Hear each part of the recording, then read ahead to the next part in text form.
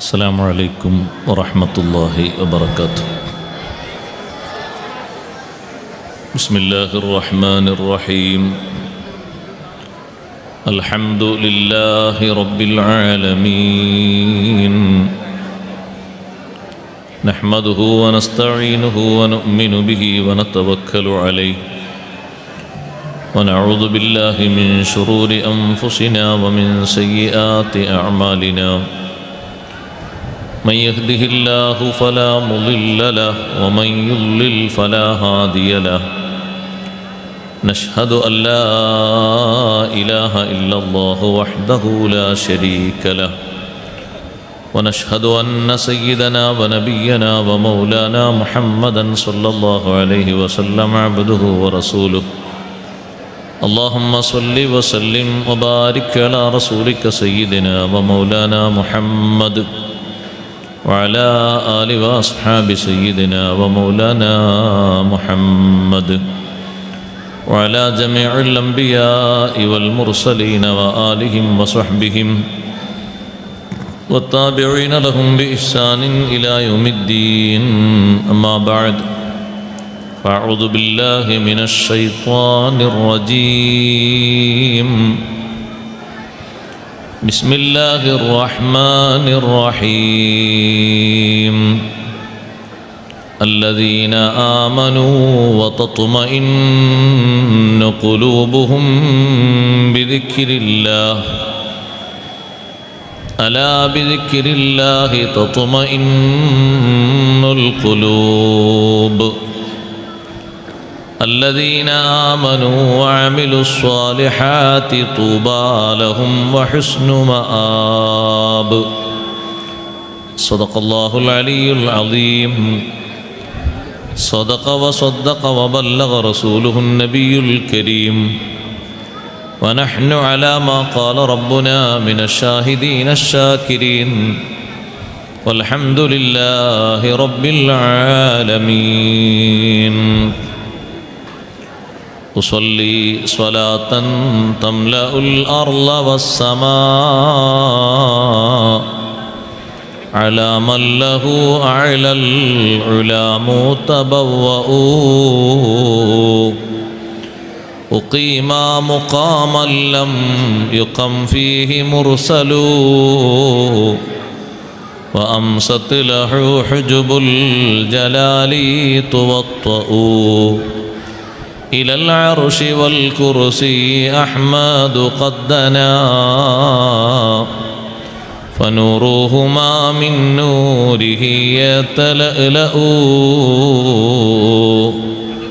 صلاة وتسليم وأزكى تحيتي على المصطفى المختار خير البرية.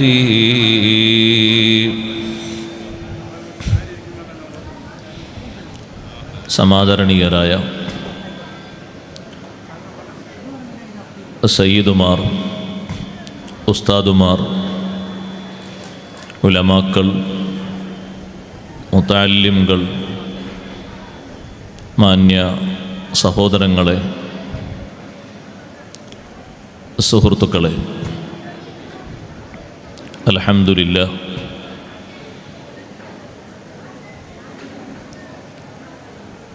വളരെയധികം ബഹുമാനമുള്ള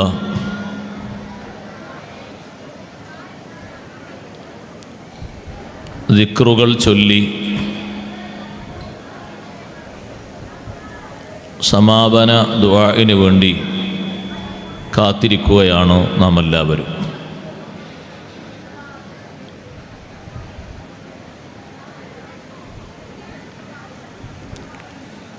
ചൊല്ലിയ ദിക്റുകളൊക്കെ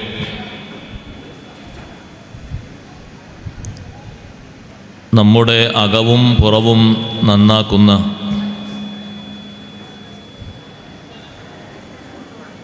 എത്ര പറഞ്ഞാലും മഹത്വങ്ങൾ തീർക്കാൻ കഴിയാത്ത വളരെ പവിത്രധന്യമായ ദിക്റുകളാണ് നമ്മുടെ ഈ സദസ്സിൽ മുഴങ്ങിക്കേട്ടത്.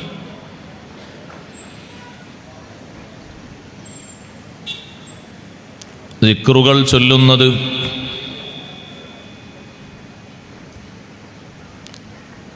മുഅ്മിനെ സംബന്ധിച്ചിടത്തോളം അവൻ്റെ ജീവിതത്തിൽ എപ്പോഴും നിലനിൽക്കുന്ന ഒരു അടയാളമാണ്.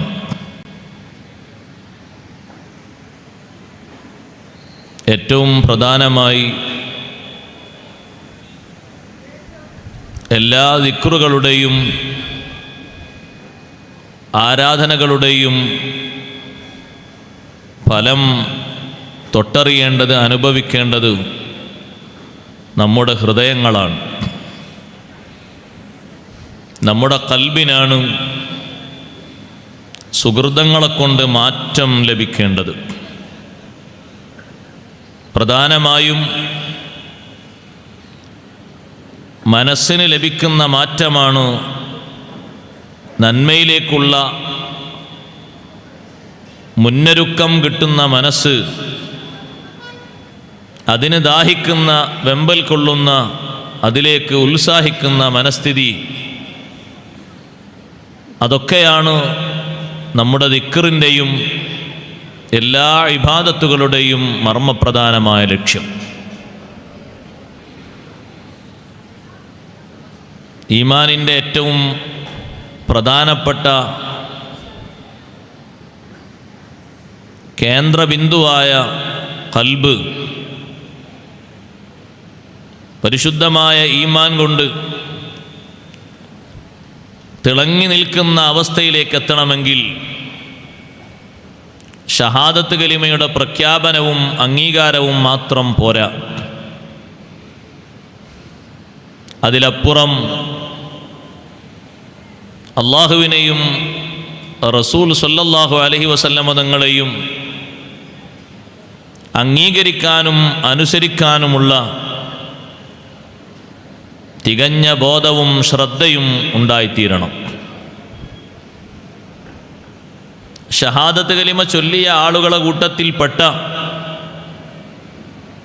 ഒരു വിഭാഗം ആളുകൾ ആമന്ന എന്ന് പറഞ്ഞപ്പോൾ നബി സല്ലല്ലാഹു അലൈഹി വസല്ലം തങ്ങൾ അവരെ തിരുത്തിയിട്ട് വലാകിൻ ഖൂലു അസ്ലംന, നിങ്ങൾ മുസ്ലിങ്ങളായി എന്ന് പറഞ്ഞോളൂ, ആമന്ന എന്ന് പറയണ്ട.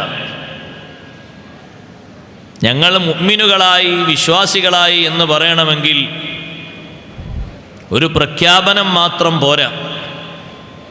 വലമ്മാ യദ്ഖുലുൽ ഈമാനു ഫീ ഖുലൂബിക്കും, ഈമാൻ നിങ്ങളുടെ ഹൃദയങ്ങളിലേക്ക് ഇതുവരെ കടന്നിട്ടില്ല. അള്ളാഹുവിനെ അംഗീകരിച്ചിട്ടില്ലേ? ഉണ്ട്. നബി സല്ലല്ലാഹു അലൈഹി വസല്ലം തങ്ങളെ റസൂലായിട്ടും സമ്മതിച്ചിട്ടില്ലേ? അതുമുണ്ട്. പക്ഷേ ആ ഒരു സമ്മതം മാത്രം പോരാ, അതിലപ്പുറം അനുസരണം വേണം. ഇന്ന് നാം ഏറ്റവും കൂടുതൽ ഭയക്കുന്നത് അതാണ്. നമ്മുടെ ആളുകളിൽ ഒരു ഷഹാദത്തിൻ്റെ സൗന്ദര്യം മാത്രം ബാക്കിയാകുമോ എന്നൊരു പേടി. അനുസരണം, അനുസരിക്കാൻ പറഞ്ഞ സർവ മേഖലകളിലും ഉണ്ടായിത്തീരണം. ഈമാനിന് അതിർവരമ്പുകളുണ്ട്, ഈമാനിന് ഫർളുകളുണ്ട്, ഈമാനിന് വ്യവസ്ഥകളുണ്ട്. ഫമനിസ്തക്മലഹ ഫഖദിസ്തക്മലൽ ഈമാൻ. ഉമർ ബിൻ അബ്ദുൽ അസീസ് റളിയല്ലാഹു അൻഹു എഴുതിയ കത്തിൻ്റെ ഭാഗം ഇമാം ബുഖാരി റഹ്മത്തുള്ളാഹി അലൈഹി സ്വഹീഹിൽ കൊണ്ടുവന്നു. ഈമാനിന് അതിർവരമ്പുകളും നിബന്ധനകളും വ്യവസ്ഥകളും എല്ലാം ഉണ്ട്. അത് പൂർണ്ണമായും പാലിച്ച് ജീവിക്കുന്ന മനുഷ്യൻ, അവൻ വിശ്വാസരംഗത്ത് പൂർണ്ണത ഉള്ള ആളാണ്. വേണ്ട വിധത്തിൽ അത് അംഗീകരിക്കാത്ത, അനുസരിക്കാത്ത ആള്, അവനെ സംബന്ധിച്ച് കേവലം മുസ്ലിം എന്ന് പറയാം. നബി സല്ലല്ലാഹു അലൈഹി വസല്ലമ തങ്ങളുടെ മുന്നിൽ വന്ന് ആമന്ന എന്ന് പറഞ്ഞ ആളുകളോട്, തങ്ങളെ കണ്ടിട്ടാണ് അവർ പറയുന്നത് ആമന്ന, നമ്മെപ്പോലെ കാണാതെയല്ല, കണ്ടിട്ട്. നബി സല്ലല്ലാഹു അലൈഹി വസല്ലമ തങ്ങളുടെ അമാനുഷിക സിദ്ധികളും സ്വഭാവങ്ങളും മഹത്വങ്ങളൊക്കെ നേരിൽ കണ്ട ആളുകൾ അവർ പറഞ്ഞു ആമന്ന. ഖുൽ ലം തുഅ്മിനു വലാകിൻ ഖൂലു അസ്ലംനാ. നിങ്ങൾ ആലോചിച്ചു നോക്കൂ, നിയമങ്ങൾ, ഇസ്ലാമിൻ്റെ നിയമങ്ങൾ, അടിസ്ഥാന നിയമങ്ങൾ വരുമ്പോൾ മുസ്ലിം സമൂഹം അതിനോട് പുച്ഛ മനോഭാവത്തോടെയുള്ള പെരുമാറ്റത്തിൽ നിന്ന് നമുക്ക് മനസ്സിലാകുന്നത് ഒരു കേവലം ഇസ്ലാം മാത്രം അവരിൽ ബാക്കി നിൽക്കുന്നു. അംഗീകാരമില്ല. പല സംഗതികളും നമുക്ക് അംഗീകരിക്കേണ്ടതില്ല എന്ന രൂപത്തിലാണ് ഇന്ന് പലരുടെയും പെരുമാറ്റം. അള്ളാഹു നമ്മെ കാത്തുരക്ഷിക്കുമാറാകട്ടെ. ഒരു നിയമം അംഗീകരിക്കാതിരുന്നാൽ അതിൻ്റെ ഒരു കുറവുണ്ടാകും. കുറേ നിയമങ്ങൾ അംഗീകരിക്കാതിരുന്നാൽ അതിൻ്റെ എല്ലാം കുറവുണ്ടാകും. നിർബന്ധങ്ങൾ ഒന്നും പാലിക്കാതിരുന്നാൽ അയാളെപ്പറ്റി എന്ത് പറയും? മുസ്ലിമിൻ്റെ പേര് വെച്ച ആളാണ് എന്ന് പറയണം. അപ്പോൾ ഒരു മുസ്ലിം എന്ന് പറയണം. കാരണം ഐഡൻറ്റിറ്റിയിൽ അങ്ങനെയാണ് കാണുന്നത്. ആ പേരുള്ളത് കൊണ്ട് വേറൊന്നും ചെയ്യാൻ പറ്റൂലല്ലോ. ജീവിതത്തിൽ ഒരിക്കലും ഇസ്ലാമിൻ്റെ നിയമങ്ങൾ ഒന്നും പാലിക്കാത്ത മനുഷ്യനാണ്. അതുകൊണ്ടാണ് വിശുദ്ധ ഖുർആൻ വിശ്വാസം പ്രഖ്യാപിച്ചു വന്ന ആറാബികളോട് വൈൻ തുതിഉല്ലാഹ വറസൂലഹു ലാ യലിത്കും മിൻ അഅമാലിക്കും ഷൈആ, നിങ്ങൾ അള്ളാഹുവിനും അള്ളാഹുവിൻ്റെ റസൂലിനും വിധേയപ്പെട്ട് ജീവിക്കുകയാണെങ്കിൽ നിങ്ങളുടെ കർമ്മങ്ങൾക്ക് ഒരു കുറവും വരൂല, ഒന്നും നിങ്ങൾക്ക് കുറഞ്ഞു പോകൂല. പ്രഖ്യാപിക്കാൻ നിങ്ങൾ ഉഷാറാണ്, പക്ഷേ അംഗീകരിച്ച് അനുസരിക്കാൻ തയ്യാറല്ല. നിബന്ധനകൾ അംഗീകരിക്കണം, അനുസരിക്കണം. അതിർവരമ്പുകളായി നിശ്ചയിച്ച ഹറാമുകളെ ഹറാമായി തന്നെ കാണണം. ജീവിതത്തിൽ കൊണ്ടു നടക്കേണ്ട നിർബന്ധങ്ങളെ നിർബന്ധങ്ങളായി തന്നെ സ്വീകരിക്കണം. ഒരു ചെറിയ വ്യത്യാസത്തിന്, ഒരൊറ്റ വിഷയം അംഗീകരിക്കാത്തതിന് അയാളെ മുഅ്മിനായിട്ട് മുസ്ലിമായിട്ട് അനുസരിക്കാനോ അംഗീകരിക്കാനോ പറ്റൂല എന്ന് വിധി എഴുതിപ്പോയി സ്വഹാബത്തെ കിറാം. സ്വഹാബിമാരുടെ വിധിയെഴുത്ത് അങ്ങനെയാണ് നടന്നത്. അംഗീകരിക്കണമെങ്കിൽ മുനാഫിഖുകളിൽപ്പെട്ടൊരു വിഭാഗത്തിന് അവർക്ക് അംഗീകാരം വേണമെങ്കിൽ, നബി സല്ലല്ലാഹു അലൈഹി വസല്ലമ തങ്ങൾ പറയുന്ന വിഷയങ്ങളൊക്കെ കേൾക്കണമെങ്കിൽ അനുകൂലമായിട്ട് പറയണം. നമുക്ക് അനുകൂലമായിട്ട് വിധി വന്നാൽ മാത്രം അംഗീകരിക്കുക എന്നത് ഇസ്ലാമിൻ്റെ നയമല്ല.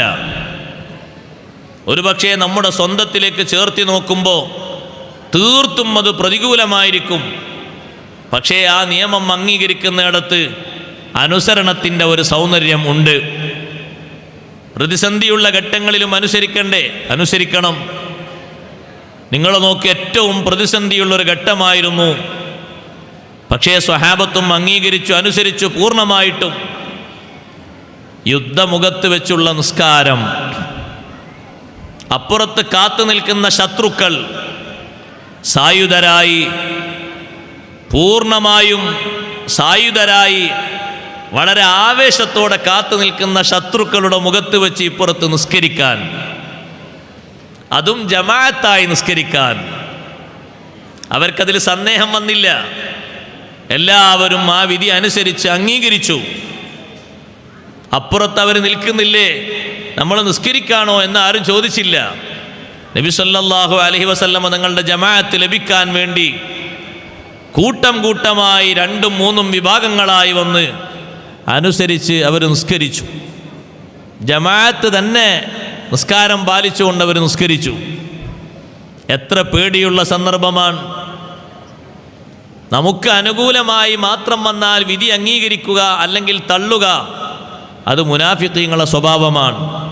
ഫലാ വറബ്ബിക ലാ യുഅ്മിനൂന ഹത്താ യുഹക്കിമൂക ഫീമാ ശജറ ബൈനഹും ثم لا يجدوا في أنفسهم حرجا مما قضيت ويسلموا تسليما. അല്ലാഹുവിനെ തന്നെയാണ് സത്യം. ഫലാ വറബ്ബിക് ലാ യുഅ്മിനൂന, മുനാഫിഖുകൾ വിശ്വസിക്കുകയില്ല. ഹത്താ യുഹക്കിമൂക ഫീമാ ശജറ ബൈനഹും, അവർക്കിടയിൽ അഭിപ്രായ ഭിന്നത വന്നൊരു വിഷയത്തിൽ അവർ വിധികർത്താവാക്കി വെക്കും. തങ്ങൾ അതിന് തീരുമാനം പറയണമെന്നവരെല്ലാവരും കൂടി വന്ന് പറയും.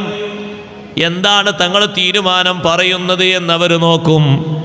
സുമ്മലാ യജിദൂ ഫീ അൻഫുസിഹിം ഹറജം മിമ്മാ ഖളൈത്. തങ്ങൾ തീരുമാനം പറഞ്ഞത് അവർക്കാർക്കും മനസ്സിൽ പ്രയാസമുണ്ടാകുന്നൊരു കാര്യമല്ലെങ്കിൽ അവർ വിശ്വസിക്കും. പ്രയാസപ്പെടുത്തുന്നൊരു വിഷയമാണോ അവർ വിശ്വസിക്കൂല. എന്തെങ്കിലും തടസ്സമുണ്ടോ തങ്ങളെ വിധിയിൽ അവർ അംഗീകരിക്കൂല. ഒരിക്കലും അവർ സമ്മതിക്കില്ല.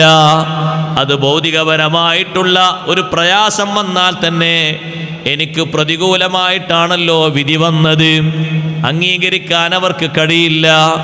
അതേ സമയത്ത് ഈമാനുള്ള മനുഷ്യൻ നിയമപരമായിട്ട് അവന് പ്രതികൂലമാണ് വിധിയെങ്കിലും ഇസ്ലാമിൻ്റെ നിയമം എന്നോട് പറയുന്നത് അങ്ങനെയാണോ, ഞാനത് അംഗീകരിക്കണം. ഞാൻ എത്ര വലിയ നേതാവാണെങ്കിലും എത്ര വലിയ ആളാണെങ്കിലും ഇസ്ലാം എന്നോട് പറയുന്ന നിയമം അങ്ങനെയാണോ, അതിന് മാറ്റമില്ല. ബഹുമാനപ്പെട്ട അലി ഇബ്നു അബീ ത്വാലിബ് റളിയല്ലാഹു അൻഹു മഹാനവറുകളുടെ കയ്യിൽ സൂക്ഷിച്ചിരുന്ന വടി അഷ്റഫുൽ ഖൽഖ് സല്ലല്ലാഹു അലൈഹി വസല്ലം തങ്ങൾ നൽകിയ വടിയാണ്. എല്ലാവർക്കും പരിചയമുള്ള വടിയാണ്. ആ വടി കാണാതെയായിപ്പോയി. കുറേ കാലം അന്വേഷിച്ചു. അവസാനം ചന്തയിലെത്തിയപ്പോൾ, മാർക്കറ്റിലെത്തിയപ്പോൾ ഒരു യഹൂദിയുടെ കയ്യിൽ ആ വടി കണ്ടു. അലി റളിയല്ലാഹു അൻഹു പറഞ്ഞു, ഇതെൻ്റെ വടിയാണ്. ഇത് നിങ്ങൾക്ക് എവിടുന്നാ കിട്ടിയത്? എൻ്റെ വടിയാണ്. യഹൂദി പറഞ്ഞു, എൻ്റെ കയ്യിലാണിപ്പോൾ ഈ വടിയുള്ളത്. ഈ വടി എൻ്റെ കയ്യിലാണുള്ളത്. നിങ്ങളൊരു അവകാശവാദം ഉന്നയിക്കുകയാണ്, നിങ്ങൾക്ക് വിട്ടുതരില്ല. അവസാനം ഈ സംഭവം കോടതിയിലെത്തി. ആരാണ് ഭരണകർത്താവ്? അലി ഇബ്നു അബീ ത്വാലിബ് റളിയല്ലാഹു അൻഹു. കോടതിയിലെ ജഡ്ജി ശുറൈഹുൽ ഖാദി റളിയല്ലാഹു അൻഹു. അലി റളിയല്ലാഹു അൻഹുവിൻ്റെ ഖിലാഫത്തിൻ്റെ കീഴിൽ ജഡ്ജായി പ്രവർത്തിക്കുന്ന ശുറൈഹുൽ ഖാദി തങ്ങൾ അലി റളിയല്ലാഹു അൻഹുവിൻ്റെ ഭരണത്തിൻ്റെ കീഴിലുള്ളൊരു ഉദ്യോഗസ്ഥനാണ്. പക്ഷേ അവിടെ ഭരണത്തിൻ്റെ കീഴിലുള്ള ഉദ്യോഗസ്ഥനാണ്, മുന്നിൽ വന്നിരിക്കുന്നത് ഭരണകർത്താവാണ് എന്നൊരു നോട്ടം അല്ല ഇസ്ലാമിക കോടതിയിലുള്ളത്.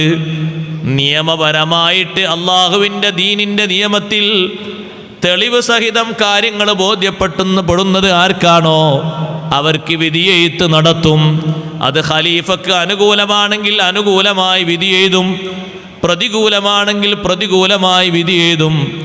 അലി റളിയല്ലാഹു അൻഹു പരാതി കൊടുത്തു, എൻ്റെ ഒരു വടി അതൊരു യഹൂദിയുടെ കയ്യിലുണ്ട്, ഇടപെട്ടുകൊണ്ട് ആ വിഷയം ഒന്ന് തീർപ്പാക്കി വാങ്ങിത്തരണം. രണ്ടുപേരെയും ജഡ്ജി വിളിച്ചു. കോടതിയിലെത്തി. ശുറൈഹുൽ ഖാദി റളിയല്ലാഹു അൻഹു എൻ്റെ വടിയാണെന്ന് വാദിച്ചു വന്ന അലി റളിയല്ലാഹു അൻഹുവിനോട് ചോദിച്ചു, നിങ്ങളുടെ വടിയാണെന്നതിന് എന്താണ് തെളിവ്? സ്വാധീനമൊന്നും അവിടെ ഇല്ല. നമ്മുടെ നാട്ടിൽ പലപ്പോഴും പലരും ചെയ്യുന്നത് പോലെ സ്വാധീനിക്കുകയോ പ്രലോഭിപ്പിക്കുകയോ ഭീഷണിപ്പെടുത്തുകയോ ഒന്നുമില്ല. നിയമപരമായിട്ട് അള്ളാഹുവിൻ്റെ ദീന് എന്താണോ അനുശാസിക്കുന്നത് അത് അംഗീകരിക്കും. അതാണ് ഈമാൻ. അവിടെ അനുകൂലമായിട്ട് കിട്ടിയില്ലെങ്കിൽ നേരെ പിറ്റേന്ന് തൊഴിലിൽ നിന്ന് പിരിച്ചുവിടുന്ന ഏർപ്പാടൊന്നുമില്ല. എങ്ങനെയാണോ ഖാദി ഇസ്ലാമികമായിട്ട് ദീൻപരമായിട്ട് എങ്ങനെയാണോ വിധിക്കുന്നത് അള്ളാഹുവും റസൂലും കൽപ്പിച്ചതനുസരിച്ച് കാര്യം ശരിയാകും. അലി റളിയല്ലാഹുവിനോട് ചോദ്യം, നിങ്ങളുടേതാണോ വടി? അതെ. എന്താണ് തെളിവ്? വാദിക്കുന്ന ആൾ നിങ്ങളല്ലേ, തെളിവ് പറയൂ. അലി റളിയല്ലാഹു പറഞ്ഞു, ആ വടി എൻ്റേതാണെന്നതിന് എനിക്ക് സാക്ഷികളുണ്ട്. ആര്? എൻ്റെ 2 മക്കൾ എനിക്ക് സാക്ഷികളാണ്. ആരാണ് മക്കൾ? ഹസൻ ഹുസൈൻ റളിയല്ലാഹു അൻഹുമാ. ജഡ്ജി പറഞ്ഞു, ബാപ്പക്ക് സാക്ഷിയായി മക്കളെ പരിഗണിക്കാവതല്ല. അതാണ് ഇസ്ലാമിൻ്റെ തീരുമാനം. അള്ളാഹുവിൻ്റെ നിയമം അങ്ങനെയാണ്. അലി റളിയല്ലാഹു അൻഹു ചോദിക്കുന്നു, സയ്യിദാ ശബാബി അഹ്ലിൽ ജന്ന, സ്വർഗത്തിലെ യുവാക്കളുടെ നേതാക്കളാണെന്ന് നബി സല്ലല്ലാഹു അലൈഹി വസല്ലം പരിചയപ്പെടുത്തിയ 2 സാക്ഷികൾ മതിയായിട്ടില്ലയോ?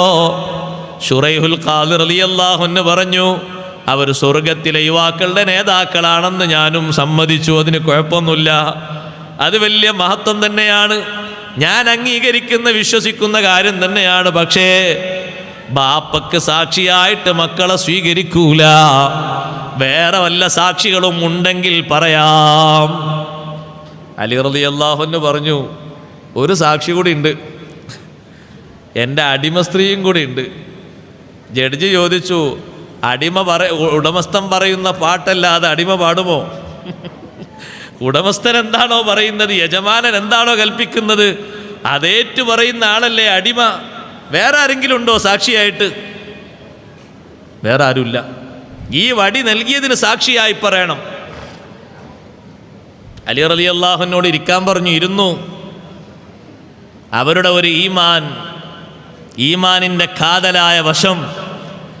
അലി റളിയല്ലാഹു അൻഹുവിന് എതിർപ്പൊന്നുമില്ല, അംഗീകാരം തന്നെ. അപ്പുറത്ത് നിൽക്കുന്ന യഹൂദി നോക്കുന്നു, എന്തൊരു തീരുമാനം.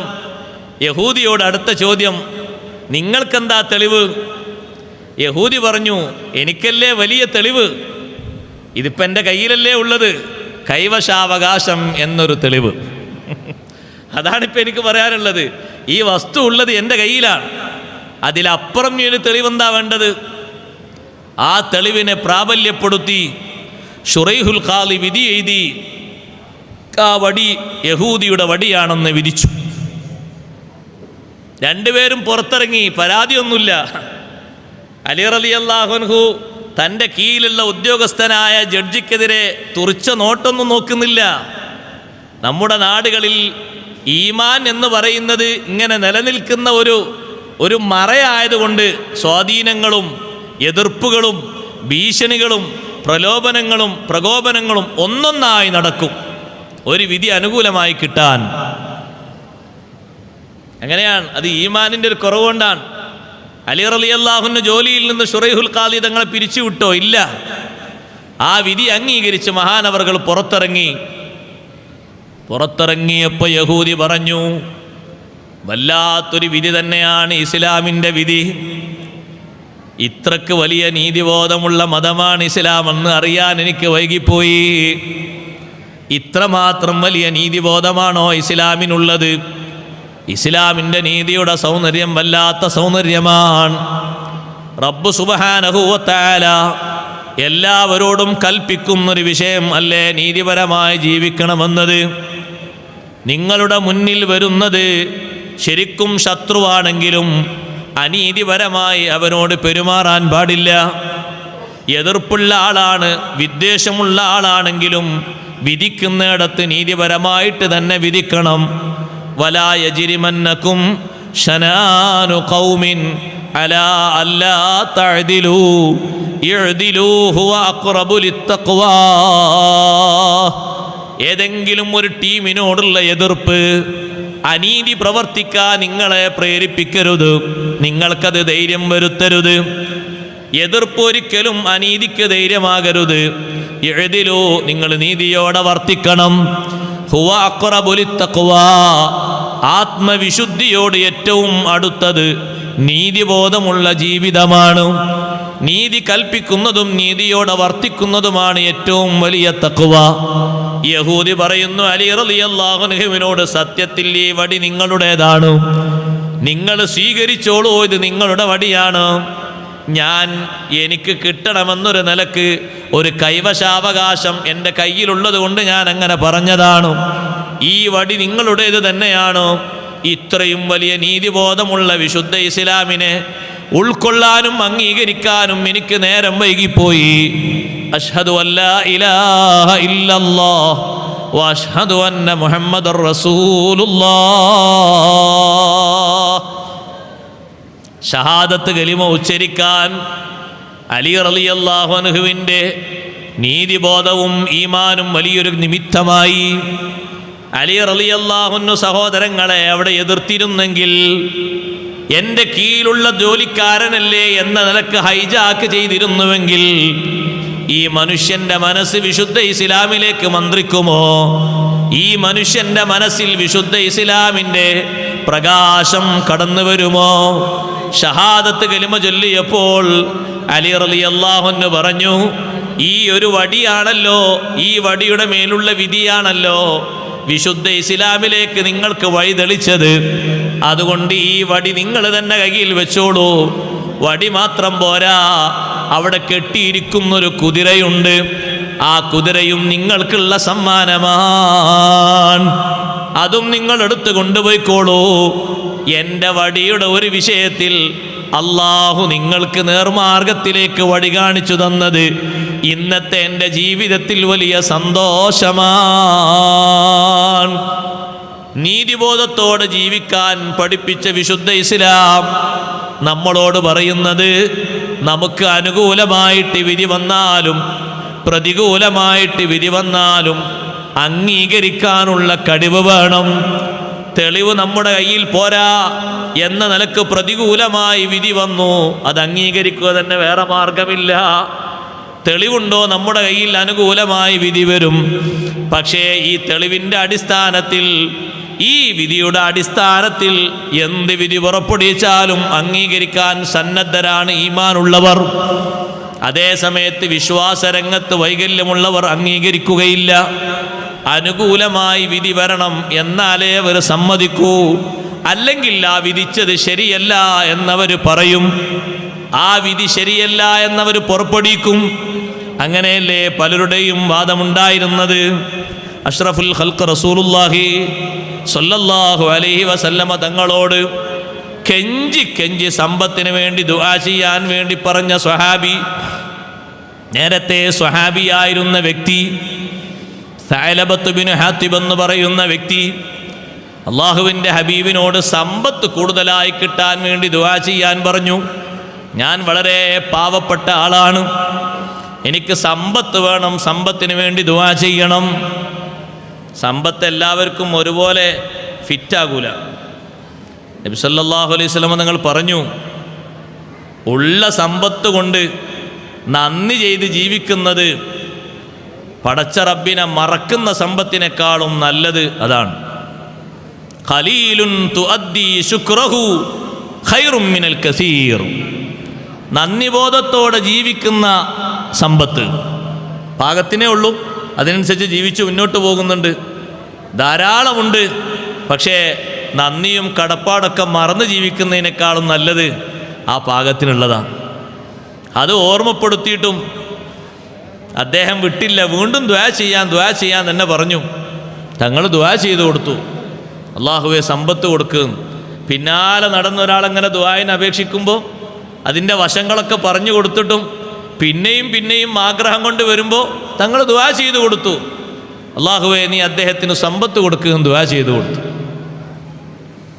ഈ സമ്പത്ത് ലഭിക്കുന്നതിന് മുമ്പ് എന്തെല്ലാം പറഞ്ഞിരുന്നു. അല്ലാഹു തആല എങ്ങാനും നമുക്കവൻ്റെ ഔദാര്യത്തിൽ നിന്നൊരു ശകലം തന്നിരുന്നുവെങ്കിൽ ലനസ്വദ്ദഖന്ന വലനകൂനന്ന മിനസ്വാലിഹീൻ. നമ്മൾ സ്വതക്ക കൊടുക്കും, സക്കാത്ത് കൊടുക്കും, ഇഷ്ടംപോലെ സംഭാവന കൊടുക്കും, സ്വാലിഹീങ്ങളെ കൂട്ടത്തിൽ ഒരു മെമ്പർഷിപ്പ് എടുക്കും. അള്ളാഹു അവൻ്റെ ഔദാര്യത്തിൽ നിന്ന് ഒരു ശകലം, ലൈൻ ആതാനാ മിൻ ഫദ്ലിഹി, അള്ളാഹുവിൻ്റെ ഔദാര്യത്തിൽ നിന്നൊരു ചെറിയ ശകലം നമുക്കൊന്ന് തന്നിരുന്നുവെങ്കിൽ, സത്യം ചെയ്ത് പറഞ്ഞ വാക്കാണ്. അള്ളാഹു സുബ്ഹാനഹു വ തആല സമ്പത്ത് നൽകി. സാലബക്ക് സമ്പത്ത് കിട്ടാൻ വേണ്ടി നബി സല്ലല്ലാഹു അലൈഹി വസല്ലം പ്രാർത്ഥിച്ചു. ആ സമ്പത്ത് ലഭിക്കുന്ന സമയത്ത് സാലബക്കൊരു പേരുണ്ട്, ഹമാമത്തുൽ മസ്ജിദ്, മദീന പള്ളിയിലെ മാടപ്രാവ്. അങ്ങനെ സ്വഹാബത്ത് വിളിച്ചിരുന്നത്. മദീന പള്ളിയിലെ മാടപ്രാവായിരുന്നു സാലബത്ത് ബിൻ ഹാത്തിബ്. ഏത് സമയത്ത് ആൾ എന്ന് നോക്കിയാലും മദീന പള്ളിയിൽ ആരില്ലെങ്കിലും സാലബ് ഉണ്ടാവും. അങ്ങനെയാണ്. നമ്മളൊക്കെ വീട് പൂട്ടിപ്പോയാലും വീട്ടിൻ്റെ ഏതെങ്കിലും ഭാഗത്ത് താമസിക്കുന്ന പ്രാക്കൾ അവിടെ ഉണ്ടാകും, ശബ്ദിച്ചുകൊണ്ട് തസ്ബീഹൊക്കെ ചൊല്ലിയിട്ട്. വേറെ ഏതെങ്കിലും തസ്കരന്മാർ വരുമ്പോൾ ഇതിന് മുകളിൽ എന്തൊക്കെയോ ശബ്ദം കേൾക്കുന്നുണ്ട്, ആളുകളുണ്ട് തോന്നുന്ന വിധം ശബ്ദമൊക്കെ ഉണ്ടാക്കിയിട്ട് മുകളിൽ അവരുണ്ടാവും. പല വീടിൻ്റെ മുകളിലും അവർ കയറി താമസിക്കും. വലിയ പെർമിഷനല്ലേ അവർക്ക്, വലിയ ബഹുമാനാണല്ലോ അവർക്ക് കിട്ടിയത്. അഷ്റഫുൽ ഖൽഖ് സ്വല്ലല്ലാഹു അലൈഹി വസല്ലം തങ്ങൾക്ക് കാവൽ നിന്നതുകൊണ്ട് കിട്ടിയ ബഹുമാനം, ലന്നുൽ ഹമാമ വലന്നുൽ അൻകബൂത അലാ ഖൈരിൽ ബരിയത്തി ലം തൻസുജ് വലം തഹുമീ. മക്കയിലും മദീനയിലും മേടപ്രാക്കൾക്ക് കിട്ടുന്ന ബഹുമാനം ഭക്ഷണം കിട്ടാതെ ആര് നടന്നാലും, ഭക്ഷണം കിട്ടാതെ പുറത്തൊരാൾ നടന്നാലും അവിടെ മേടപ്രാവുകൾക്ക് ഒരിക്കലും ദാരിദ്ര്യമോ പട്ടിണിയോ സംഭവിക്കുന്നില്ല. എല്ലാ സമയത്തും നേർച്ച വസ്തുക്കളും ധാന്യവും വിതരണം ചെയ്യപ്പെടുന്നു, യഥേട്ടം ഭക്ഷിച്ചു പോകുന്നു. നല്ല സൗന്ദര്യത്തോടെ പറന്ന് പലയിടത്തും പോയി താമസിക്കുന്നു. വീടിൻ്റെ മുകളിൽ നല്ല തട്ടുള്ള സ്ഥലം നോക്കിയിട്ട് അവിടെ അവർ അടയിരിക്കുകയാണ്.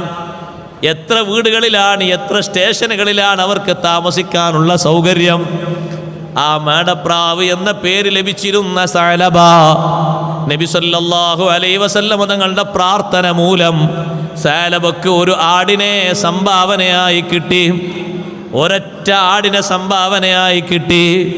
ആ ആട് നല്ല പാൽ ചുരത്തുന്ന ആടായിരുന്നു. ആ പാൽ കറന്ന് വിറ്റ് രണ്ടാമതൊരാട് വാങ്ങി. പിന്നെ ഏതാ ആടുകളങ്ങനെ വികസിച്ച് വരുന്നു.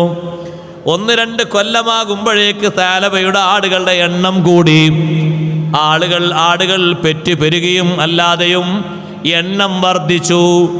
30-ലധികം ആടുകൾ വന്നപ്പോൾ സഅലബയുടെ ജമാഅത്തിൻ്റെ എണ്ണം കുറഞ്ഞു. സഅലബ വരുന്ന ജമാഅത്ത് 5-ൽ 2 മാത്രം മാറി. 40-ലധികം ആടുകളുമായി സഅലബ ഏതെങ്കിലും ഒരു കുന്നിൻ ചെരുവിൽ പോയി താമസിക്കുന്നു. പിന്നെ ജമാഅത്ത് ജുമുഅക്ക് മാത്രമായി മാറി. 100-ലധികം ആടുകൾ വന്നപ്പോൾ അഷ്റഫുൽ ഖൽഖ് സല്ലല്ലാഹു അലൈഹി വസല്ലം 2 സ്വഹാബിമാരെ പറഞ്ഞയച്ചു, സകാത്തായിട്ട് ഒരു ആടിനെ തരാൻ. എന്തായിരുന്നു വാഗ്ദാനം? എന്തായിരുന്നു അള്ളാഹുവിനോട് പറഞ്ഞു വെച്ച വായദ? ലൈൻ ആതാനാ മിൻ ഫളിഹി ലനസ്വദ്ദഖന്ന വലനകൂനന്ന മിനസ് സ്വാലിഹീൻ. ഈ പറഞ്ഞ വാക്ക് അക്ഷരം പ്രതി പാലിക്കുന്നവനാണോ അവനാണ് മൂമിൻ. പാലിക്കാൻ കഴിയുന്നില്ലേ?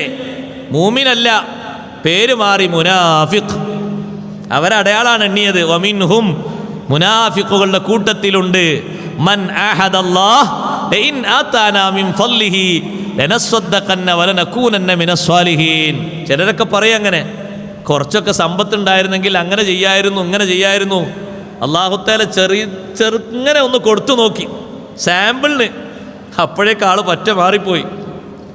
പിന്നെ ഫർള് നിസ്കാരം പോലുമില്ല. പിന്നല്ലേ സുന്നത്ത്. ഫർള് നിസ്കാരം പോലുമില്ല.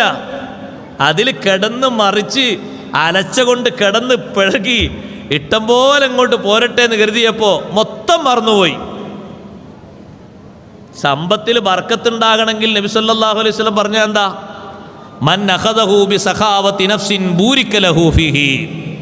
ധർമ്മബോധത്തോടെ, ഒരു ഫർളും മുടക്കാതെ, ഒരു സുന്നത്തും മുടക്കാതെ, നല്ല മനസ്ഥിതിയോടെ സ്വീകരിച്ച സമ്പത്താണോ ബൂരിക ലഹു ഫീഹി, അതിലവന് ബർക്കത്ത് ചെയ്യപ്പെടും. അങ്ങനെയല്ല അവൻ സ്വീകരിച്ചത്.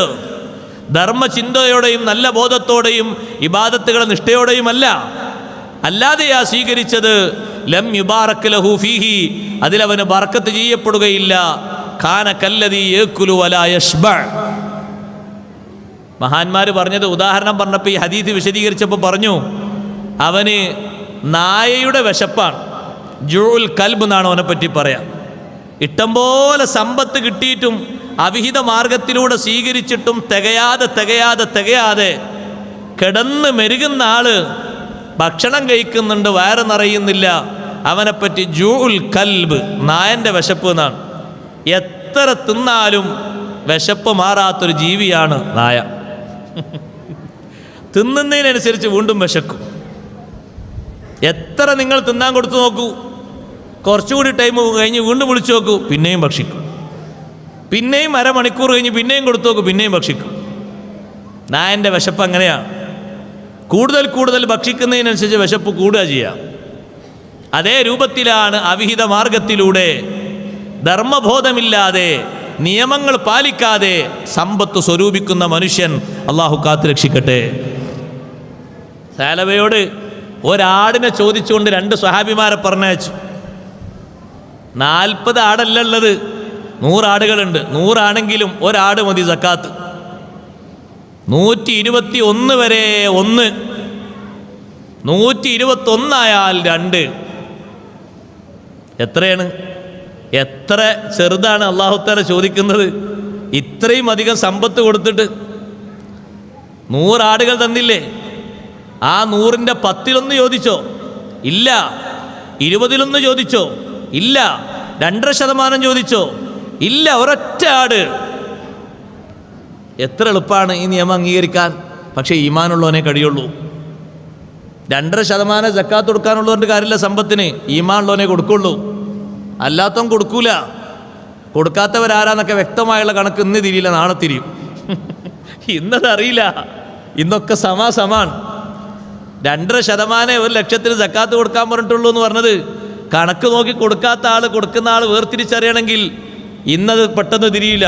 പക്ഷേ ഈമാനുള്ളവനെ അത് കൊടുക്കുള്ളൂ, അല്ലാത്തവൻ കൊടുക്കൂല. അല്ലാത്തവന് പെരുമ്പിശുക്കായിരിക്കും. ആ 2.5% പോകുന്നതും അവന് സഹിക്കാൻ കഴിയൂല. വേറെ ഏത് മാർഗത്തിലൂടെ പോകുന്നതും പ്രശ്നം ഉണ്ടാകൂല. ഈ നിർബന്ധ മാർഗത്തിലൂടെ നിശ്ചിത ആളുകൾക്ക് പോകുന്ന ആ നിർബന്ധ ദാനം, വികസനം കിട്ടുന്ന, ബറക്കത്ത് കിട്ടുന്ന ആ 1% അത് കൊടുക്കാൻ തയ്യാറാവില്ല. റിലീഫും കൊടുക്കും, സംഭാവനയും കൊടുക്കും, എല്ലാം കൊടുക്കും. നിർബന്ധ ദാനം അവിടെ കടായിരിക്കും. അങ്ങനെ ആകാൻ പാടില്ല. അത് വല്ലാത്തൊരു ഇടങ്ങേറ് പിടിച്ച സംഗതിയാണ്. നിർബന്ധ ദാനം, കടം, സുന്നത്തായ ദാനങ്ങൾ ധാരാളം ഉണ്ട്. അത് സത്യത്തിൽ ഇബ്നു അത്താഇല്ലാഹി സിക്കന്ദരി റഹ്മത്തുള്ളാഹി അലൈഹി പറഞ്ഞ പോലെ അത് ഒരു തരം ആൾ പിഴച്ചു എന്നതിൻ്റെ ഒരു ലക്ഷണം കൂടിയാണ്. കാരണം നിർബന്ധ ബാധ്യത ബാക്കി, സുന്നത്തിലാണെങ്കിൽ വളരെ സജീവത. വീട്ടേണ്ടത് നിർബന്ധമല്ലേ ആദ്യമായിട്ട്, പിന്നല്ലേ സുന്നത്തുകളൊക്കെ. ബാപ്പയും ഉമ്മയൊക്കെ അസുഖമായിട്ട് അവിടെ ട്രീറ്റ്മെൻറ്റൊന്നും കാര്യമായിട്ട് കിട്ടാതെ, വലിയ മക്കളെ പരിപാലനമൊന്നും, നിർബന്ധമായ പരിപാലനമൊന്നും കിട്ടാതെ അങ്ങനെ കിടക്കുന്നു. അതേ സമയത്ത് ഈ ബാപ്പയുടെ മക്കളൊക്കെ പുറത്ത് ചാരിറ്റി പ്രവർത്തനങ്ങളിൽ വളരെ സജീവമാണ്. സുന്നത്തായ പ്രവർത്തനങ്ങളിൽ അവർ വളരെ സജീവമാണ്. എല്ലാ രോഗികളെ ശുശ്രൂഷിക്കുന്നതിലും മറ്റുമൊക്കെ ഇഷ്ടം പോലെ കൊടുക്കുന്നവരാണ്. നിർബന്ധമായിട്ടും ട്രീറ്റ്മെൻറ്റ് ചെയ്യേണ്ട വാപ്പയും ഉമ്മയും കാര്യമായിട്ട് മരുന്നൊന്നും കിട്ടാതെ ഇന്നോ നാളെ എന്നും പറഞ്ഞ് എണ്ണിക്കഴിയാണ്. ആ നിർബന്ധം അവിടെ വെച്ചിട്ട് ഈ സുന്നത്തിന് എന്ത് വില? അതല്ലേ കാര്യമായിട്ട് പരിഗണിക്കേണ്ടത്. കുടുംബം, ആ കുടുംബങ്ങളിൽ പാവപ്പെട്ട് കഴിയുന്ന സഹോദരങ്ങൾ, സഹോദരിമാർ സ്വന്തം രക്തത്തിൻ്റെ ബാക്കിയാണ്. അവരെ പരിഗണിച്ചിട്ടല്ലേ പുറത്ത്. പക്ഷെ അവരെ പരിഗണിക്കുന്ന കുറവും പുറത്തുള്ള പരിഗണന ധാരാളവും. അങ്ങനെ ആകാൻ പാടില്ല. അവരെയും പരമാവധി പരിഗണിക്കണം, കഴിവിൻ്റെ പരമാവധി പുറത്തുള്ളവർക്കും സഹായിക്കണം. അങ്ങനെയാണ് വേണ്ടത്. അല്ലാഹു തആല തൗഫീഖ് തരട്ടെ. സാലബയോട് ഒരാടിനെ ചോദിച്ചപ്പോഴേ ഈമാനാ ഞാൻ പറഞ്ഞുകൊണ്ടിരുന്നത്, ഒക്കെ കൊടുക്കുന്നൊക്കെ വാഗ്ദാനം പറഞ്ഞ, സത്യം ചെയ്ത് പറഞ്ഞ സാലബ ഒരാടിനെ ചോദിച്ച് 2 സ്വഹാബിമാർ വന്നപ്പോൾ പറഞ്ഞു, മാ ഹാദിഹി ഇല്ലാ ജിസിയ. ഇത് ടാക്സ് വാങ്ങാണ്, നികുതിയാണ് ഈ വാങ്ങുന്നത്. മാ ഹാദിഹി ഇല്ലാ ഉഖ്തുൽ ജിസിയ. ഒന്നുകിൽ ഇത് നികുതിയാണ്, അല്ലെങ്കിൽ നികുതിയുടെ സഹോദരിയാണ്. സക്കാത്ത് തരാനായിട്ടില്ല. കണക്കനുസരിച്ച് സക്കാത്ത് തരാൻ എന്നോ ആയില്ലേ? ആയി. 1 വർഷം പൂർത്തിയായില്ലേ? 40 പൂർത്തിയായി. ഇപ്പം കണക്കിന് 100 ആടുണ്ട്. ഈ 100 ആടിൽ നിന്ന് 1 ആടിന് സക്കാത്ത് ചോദിച്ചു എന്നപ്പോൾ മനസ്സിൻ്റെ നിയമം നോക്ക് നിങ്ങൾ, മനസ്സിൻ്റെ അവസ്ഥ മാറി. നിർബന്ധമായും സുന്നത്തായും ദാനം ചെയ്യുമെന്ന് പറഞ്ഞ വാഗ്ദാനം എവിടെ പോയി? അല്ലാഹു തആല പറഞ്ഞു, ഫലമ്മാ ആതാഹും മിൻ ഫളിഹി. അള്ളാഹുവിൻ്റെ ഔദാര്യത്തിൽ നിന്ന് അല്പം അള്ളാഹു അവർക്കങ്ങ് കൊടുത്തപ്പോൾ മുഴുവനായും കൊടുത്തിട്ടില്ല. അള്ളാഹിൻ്റെ ഔദാര്യം എത്ര വിശാലമാണ്, അള്ളാഹുവിൻ്റെ ഖജനാവ് എത്ര വിശാലമാണ്. കുറച്ചൊന്ന് അള്ളാഹു അവർക്ക് നൽകിയപ്പോഴേക്ക് ബഖിലൂ ബിഹി, അവർ പിശുക്ക് കാണിച്ചു. വതവല്ലൗ വഹും മുഅ്രിദൂൻ, നിയമങ്ങൾ അംഗീകരിക്കാതെ പിന്മാറിക്കളഞ്ഞു. ഈമാനിന് അവിടെയാണ് കുഴപ്പം വന്നത്. വിശ്വാസം ശരിയായ രൂപത്തിലാണെങ്കിൽ അത് അംഗീകരിക്കേണ്ടിയിരുന്നു. സാലബക്ക് വീണ്ടും സമ്പത്ത് അധികരിച്ചു.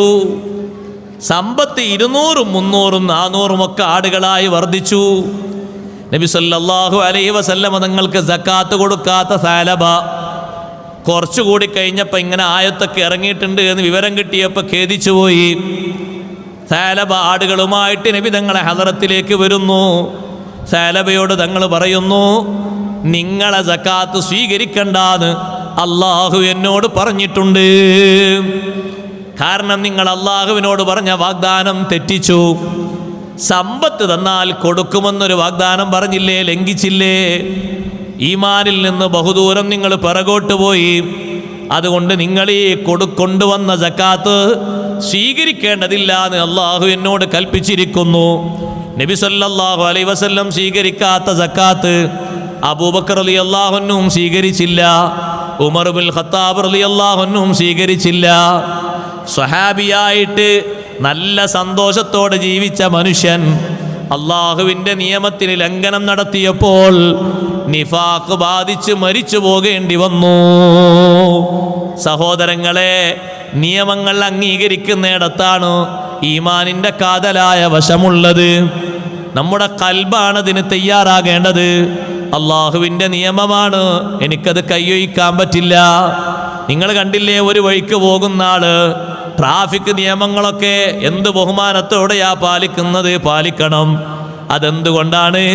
സാമ്പത്തിക നഷ്ടം വരും എന്നൊരു വലിയ ഭയമുള്ളത് കൊണ്ട് എല്ലാ നിയമങ്ങളും പാലിക്കുന്നു. ഒന്ന് ബെൽറ്റ് ഇടാതിരിഞ്ഞാൽ ഫൈൻ ഇപ്പോൾ കൂടിയിട്ടുണ്ട്. ഒന്ന് നിർത്തേണ്ടിടത്തല്ലാത്തയിടത്ത് നിർത്തിയാൽ അതിനും ഫൈനാണ്. തിരിക്കാൻ പറ്റാത്തയിടത്ത് തിരിച്ചാൽ ക്യാമറ മിന്നിയാൽ അതിനും ഫൈനാണ്. സ്പീഡൊന്ന് കൂടിയിട്ട് ആകെ ഒരൊറ്റ പോയിന്റേ കൂടിയിട്ടുള്ളൂ, അതിനും ഫൈനാണ്. എത്ര കൃത്യമായി ഓടുന്നു. അതേ രൂപത്തിൽ തന്നെ നിയമങ്ങൾ അംഗീകരിക്കാനുള്ള മനസ്ഥിതി വിശുദ്ധ ഇസ്ലാമിൻ്റെ നിയമങ്ങളോടും കാണിക്കേണ്ടതുണ്ട്. അതിലപ്പുറം കാണിക്കേണ്ടതുണ്ട്. ആരെ പേടിച്ച്? അള്ളാഹുവിനെ പേടിച്ച് അനുസരിച്ചുകൊണ്ട്, അള്ളാഹുവിൻ്റെ റസൂലിനെ പേടിച്ച് അനുസരിച്ചുകൊണ്ട്. ആ അനുസരണത്തിനാണ് വലിയ ഈമാനികമായ സൗന്ദര്യമുള്ളത്. അതാണ് സത്യത്തിൽ ഏറ്റവും വലിയ ഈമാൻ. അതിൻ്റെ അനുസരണത്തിൻ്റെ കേന്ദ്രം ഖൽബാകുന്നു. ഖൽബിന് ഏറ്റവും വലിയ സ്വഫാ ലഭിക്കണം, ക്ലിയർ ലഭിക്കണം. ഖൽബിൻ്റെ ക്ലിയറിന് വേണ്ടിയാണ്, സ്ഫുടതയ്ക്ക് വേണ്ടിയാണ് എല്ലാ കർമ്മങ്ങളും നമ്മൾ ചെയ്യുന്നത്. ബഹുമാനപ്പെട്ട ഷെയ്ഖ് അബ്ദുൽ ഖാദിർ ജീലാനി റളിയല്ലാഹു തആല അൻഹു പഠിപ്പിച്ചതുപോലെ ഖൽബിന് കൂടുതൽ സ്വഫാ വേണോ? അതിനധികരിപ്പിക്കേണ്ടത് മുതാബഅത്തുൻ നബി സല്ലല്ലാഹു അലൈഹി വസല്ലം, അള്ളാഹുവിൻ്റെ റസൂലിനോട് പിൻപറ്റലാണ്. എത്ര കണ്ട് പിൻപറ്റുന്നുവോ അത്ര കണ്ട് ഖൽബിന് സ്വഫാ വരും. അതെ, നമ്മൾ പിൻപറ്റുന്നുണ്ടല്ലോ. നമ്മൾ എത്ര കുറവാ പിൻപറ്റുന്നത്? എത്ര കുറച്ചാ നമ്മൾ പിൻപറ്റുന്നത്? ഫുള്ളായിട്ടുണ്ടോ? കഴിയുന്നതൊക്കെ ഏകദേശമൊക്കെ ആയോ? അതും ആയിട്ടില്ല. ഒരു സുന്നത്ത് നിസ്കാരം തന്നെ എടുത്തൊന്ന് പരിശോധിച്ച് നോക്കൂ. ഒറ്റ സുന്നത്ത് നിസ്കാരം, അതിൽ തന്നെ എത്ര ഇത്തിബായിൻ്റെ കുറവാണ്. ഒറ്റ സുന്നത്ത് നിസ്കാരത്തിൽ കൈകെട്ടിക്കഴിഞ്ഞാൽ വജ്ജഹ്തു എന്ന സുന്നത്തില്ല, അഊദു എന്ന് പറഞ്ഞതുമില്ല.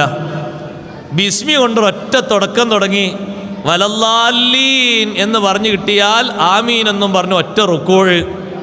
സൂറത്ത് ഓതൽ പ്രത്യേകം വാരിതായതിലും അല്ലാത്തതിലും സൂറത്തില്ല, ആയത്തുമില്ല, ഒന്നുമില്ല, ഒറ്റ പോക്ക്. നമ്മളെത്തിവാണ്. നേരെ റുക്കൂയിൽ പോയി 3 തസ്ബീഹിന് പകരം 1 തസ്ബീഹ്. സമി അല്ലാഹു ലിമൻ ഹമിദ പറഞ്ഞ് റബ്ബനാ ലക്കൽ ഹംദു ഫുള്ള് ചെല്ലാതെ റബ്ബനാ ലക്കൽ ഹംദു മാത്രം. ഹറമിലൊക്കെ അതല്ലേ ഉയർന്നു കേൾക്കൽ, റബ്ബനാ ലക്കൽ ഹംദു മാത്രം. തുമനീനത്തിനെ പരിഗണിച്ചുകൊണ്ട് പിന്നെ സുജൂദിലേക്ക് പോയി, അവിടെയും 1 തസ്ബീഹ്, 3 കുറച്ചു.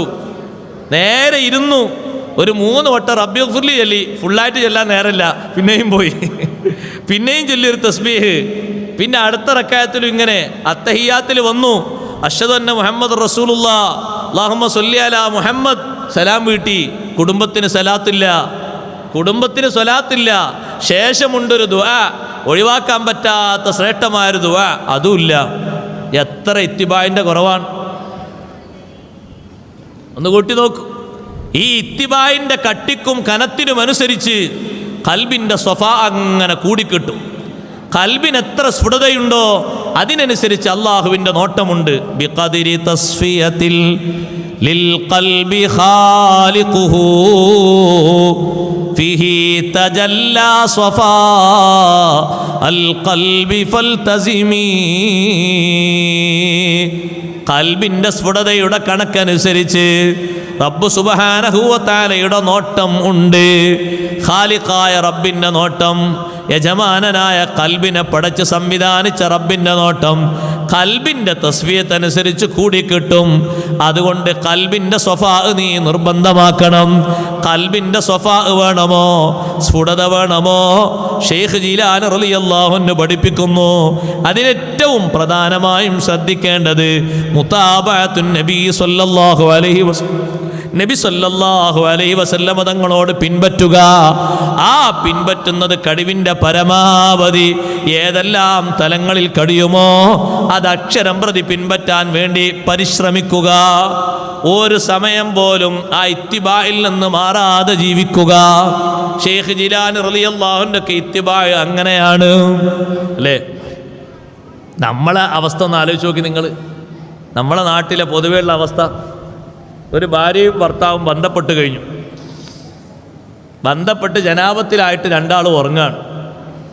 അവർക്ക് നബി സല്ലല്ലാഹു അലൈഹി വസല്ലം നിങ്ങളൊരു ഇത്തിബാ ഉണ്ട്. അപ്പോൾ പിൻപറ്റാൻ ഒരുക്കണ്ടോ? ഒരുക്കുണ്ടെങ്കിൽ നമുക്ക് പറയാം. ഒരു ഇത്തിബാ ഉണ്ട്. അവർ കുളിക്കാൻ അപ്പോൾ ഒരുങ്ങുന്നില്ല എന്ന് കൂട്ടിക്കോളും. എന്ത് ചെയ്യണം? സ്വകാര്യ സ്ഥലങ്ങൾ കഴുകി വൃത്തിയാക്കി ഉളു എടുത്ത് ഉറങ്ങണം. ഇത്രയും നേരം സുഖം അനുഭവിക്കാൻ തൗഫീഖ് തന്നത് അല്ലാഹു അല്ലേ? അതിനുള്ള സുന്ദരമായ മാർഗങ്ങൾ ഒരുക്കി തന്ന നബി സല്ലല്ലാഹു അലൈഹി വസല്ലം തങ്ങളല്ലേ? അവരെ ഒന്ന് പിൻപറ്റിക്കൂടെ? ഒരു ഉളു എടുത്തിട്ട് എന്തെങ്കിലും ഒന്ന് കുടിക്കണമെങ്കിൽ, ചിലർക്ക് വെള്ളം കുടിക്കണം എന്ന് ആഗ്രഹമുണ്ട്, വെള്ളം കുടിക്കണമെങ്കിൽ ഉളു വേണ്ടേ? ഉറങ്ങണമെങ്കിൽ ഉളു വേണ്ടേ? വേണ്ട. രണ്ടാമത് ഒന്നുകൂടി അതേ ഇണയുമായി സംസർഗത്തിൽ ഏർപ്പെടുകയാണ്, വൃത്തിയാക്കിയിട്ടൊരു ഉളു വേണ്ടേ? അങ്ങനെ അങ്ങോട്ട് ഉറങ്ങുക. നേരം വെളുത്ത് സുബിയായി എന്ന് പറയുമ്പോൾ ഒരു കുളി. ഇപ്പോഴല്ലേ നിർബന്ധ കുളിയുള്ളൂ. ആകെ നിർബന്ധം മതി, സുന്നത്ത് വേണ്ട. അവിടെയാണ് നമ്മൾ ഷെയ്ഖ് ജീലാനി റളിയല്ലാഹു അൻഹുവിൻ്റെ ഇത്തിബാ വായിക്കേണ്ടത്. 40 വട്ടം ജനാബത്തുണ്ടായാരേ, 40 വട്ടം ഒരുരാ കുളിച്ചോവർ. ആ കുളിച്ച തണുപ്പ് കൂടി ഐസ് കട്ടയായി നിൽക്കുന്ന, മഞ്ഞുകട്ട പോലെ നിൽക്കുന്ന തണുപ്പുള്ള ആ സമയത്ത് നമ്മളാണ് ജനാപത്തുകാരെങ്കിൽ നമ്മളിങ്ങനെ എണ്ണി കുത്തിരിക്കും. 1, 2, 3, 4, 5 സുബി കഴിഞ്ഞൊരു കുളി. ഷെയ്ഖ് ജീലാനി റളിയല്ലാഹു അൻഹുവിൻ്റെ ഇത്തിബാ എത്ര വലുതാ! മഹാനവറുകളോട് നബി സല്ലല്ലാഹു അലൈഹി വസല്ലം തങ്ങൾക്കുള്ള അനുകമ്പ, അനുധാവനം വെറുതെയാണോ അള്ളാഹുവിൻ്റെ ഹബീബിൻ്റെ സഹായം കിട്ടിയത്? നബി സല്ലല്ലാഹു അലൈഹി വസല്ലം തങ്ങളുടെ സാന്നിധ്യം കിട്ടിയത്? എല്ലാ മജ്ലിസിലും അഷ്റഫുൽ ഖൽഖ് സല്ലല്ലാഹു അലൈഹി വസല്ലം തങ്ങളുടെ സാന്നിധ്യത്തിൻ്റെ സൗന്ദര്യം അവരനുഭവിച്ചത്, അത് കണ്ട് ആസ്വദിച്ചത്, അവരുടെ വാക്കിനും നാക്കിനും ഫലങ്ങൾക്കും നോട്ടത്തിനും ഒക്കെ അള്ളാഹു ഫലം നൽകിയത്, അവരെ ഖൽബിൻ്റെ സ്വഫായിനുള്ള പ്രധാനപ്പെട്ട കാരണം മുതാബഅത്തുൻ നബി സല്ലല്ലാഹു അലൈഹി വസല്ലം. നബി സല്ലല്ലാഹു അലൈഹി വസല്ലം തങ്ങളുടെ ഇത്തിബാ ആണ്. മഹാനവറുകൾ പറഞ്ഞില്ലേ, 40 വട്ടം ഞാൻ കുളിച്ചു, 41ാമത്തെ പ്രാവശ്യം കൂടി എനിക്ക് കുളിക്കേണ്ടി വന്നിരുന്നുവെങ്കിൽ എൻ്റെ ശരീരത്തിൽ നിന്ന് റൂഹ് പിരിഞ്ഞു പോകുമായിരുന്നു. അത്രയും തണുപ്പാണ്, സഹിക്കാൻ കഴിയാത്ത തണുപ്പാണ്. ആ സഹിക്കാൻ കഴിയാത്ത തണുപ്പിലും ഈ ഇത്തിബായിൻ്റെ ഒരു സൗന്ദര്യം എത്ര വലുതാണ്! ഈ പിന്തുടർച്ചയുടെ, ഈ അനുധാവനത്തിൻ്റെ സൗന്ദര്യം. മുതാബഅത്ത് വേണം. കഴിവിൻ്റെ പരമാവധി നമ്മെക്കൊണ്ട് ആവുന്ന എല്ലാ വിഷയങ്ങളിലും പിൻപറ്റണം. നബി സല്ലല്ലാഹു അലൈഹി വസല്ലം തങ്ങളുടെ ആ മുതാബഅത്തിനാണ് സഹോദരങ്ങളെ പ്രാധാന്യമുള്ളത്. പഴയകാലത്തെ ഉലമാ ഒക്കെ നല്ലോണം പരിഗണിച്ചത് അതായിരുന്നു. നമ്മളിവിടെ അനുസ്മരിക്കുന്ന ബഹുമാനപ്പെട്ട താജുൽ ഉലമാ, നൂറുൽ ഉലമാ, ഖദ്ദസല്ലാഹു സിർറഹുൽ അസീസ്, ആ 2 മഹാന്മാരുടെയും തിളക്കത്തിൻ്റെ കാരണം ഇൽമനുസരിച്ചുള്ള അമലായിരുന്നു. അവർ പള്ളിയിൽ ഒന്ന് കയറുമ്പോൾ വെറുതെ കയറൂല, വുളുവോടുകൂടെ മാത്രമേ പള്ളിയിലേക്ക് കയറുകയുള്ളൂ. പള്ളിയിലൊന്ന് കയറിയാലോ ആ കയറിയിട്ട് പരിഗണിക്കേണ്ട സുന്നത്തുകൾ മുഴുവനും പരിഗണിക്കുന്നു, ദിക്റുകളൊക്കെ പരിഗണിക്കുന്നു, ഇരിക്കേണ്ട രൂപഭാവങ്ങൾ പരിഗണിക്കുന്നു, ചൊല്ലേണ്ട ദിക്റുകൾ മറക്കാതെ ചൊല്ലുന്നു, സ്വീകരിക്കുന്നു. ആ സുന്നത്തുകളൊക്കെ ജീവിതത്തിൽ ഒരു കൂടപ്പിറപ്പായിട്ട് കൊണ്ടു നടക്കുന്നു. അതാ ഒരു സവിശേഷമായ സന്ദർഭങ്ങളിൽ മാത്രമല്ല, എല്ലാ ഘട്ടങ്ങളിലും അവരുടെ ജീവിതത്തിൽ ഒരു വലീഫ പോലെ, ജീവിതത്തിൽ അവർ ഏറ്റെടുത്തൊരു ഡ്യൂട്ടി പോലെ ഈ സുന്നത്തുകളോട് വലിയ താല്പര്യം അവരുടെ ജീവിതത്തിൽ നമ്മൾ നേലിച്ചിരുന്നു. ഫർളിന് പുറമേ സുന്നത്തുകളോടുള്ള വലിയ താല്പര്യം അതായിരുന്നു സഹോദരങ്ങളെ ആ വെളിച്ചത്തിനും ആ അംഗീകാരത്തിനുമൊക്കെ കാരണമായത്. അവരെ പേരിനോട് ചേർത്തി വായിക്കുന്ന പേരിൻ്റെ സൗന്ദര്യവും അതാണ്. താജുൽ ഉലമാ, നൂറുൽ ഉലമാ. ഇൽമനുസരിച്ചിട്ടുള്ള അമല് കൊണ്ടാണ് അത്രയും വലിയൊരു സൗന്ദര്യ നാമം അവർക്ക് തന്നെ വന്നു വീണത്. വെറുതെയല്ല. അങ്ങനെ ജീവിക്കാൻ ജീവിതത്തെ പാകപ്പെടുത്തി. മുതാബഅത്താണ് നമുക്ക് ഏറ്റവും പ്രധാനമായി വേണ്ടത്. ഷെയ്ഖ് ജീലാനി റളിയല്ലാഹു അൻഹു പറയുന്നു, എത്ര കണ്ട് ഇത്തിബാ കുറയുന്നുവോ അത്ര കണ്ട് നിന്റെ ഖൽബിന്റെ സ്ഫുടത കുറയും. എത്ര കണ്ട് ഇത്തിബാ കൂടുന്നുവോ അത്ര കണ്ട് നിന്റെ ഖൽബിന്റെ തെളിച്ചം കൂടി വരും. അങ്ങനെ വല്ലാത്ത തെളിച്ചം നിനക്ക് കൂടി വന്നാൽ നിനക്ക് കാണാം മുഹമ്മദുർ റസൂലുള്ളാഹ് സ്വല്ലല്ലാഹു അലൈഹി വസല്ലം തങ്ങളെ കാണാം. മഹാന്മാരൊക്കെ കണ്ട രൂപത്തിൽ നിനക്ക് കാണാം. അതിന് മുതാബഅത്താണ് ഏറ്റവും പ്രധാനമായി വേണ്ടത്. ഷെയ്ഖ് ജീലാനി റളിയല്ലാഹു അൻഹു പിൻപറ്റിയത് അവർ സദാസമയത്തും ഈ സുന്നത്ത് ഇങ്ങനെ ഓർത്ത് നടക്കുകയാണെന്ന് ഇങ്ങനെ തോന്നും. അതിനു വേണ്ടി തന്നെ ജീവിക്കുകയാണ്.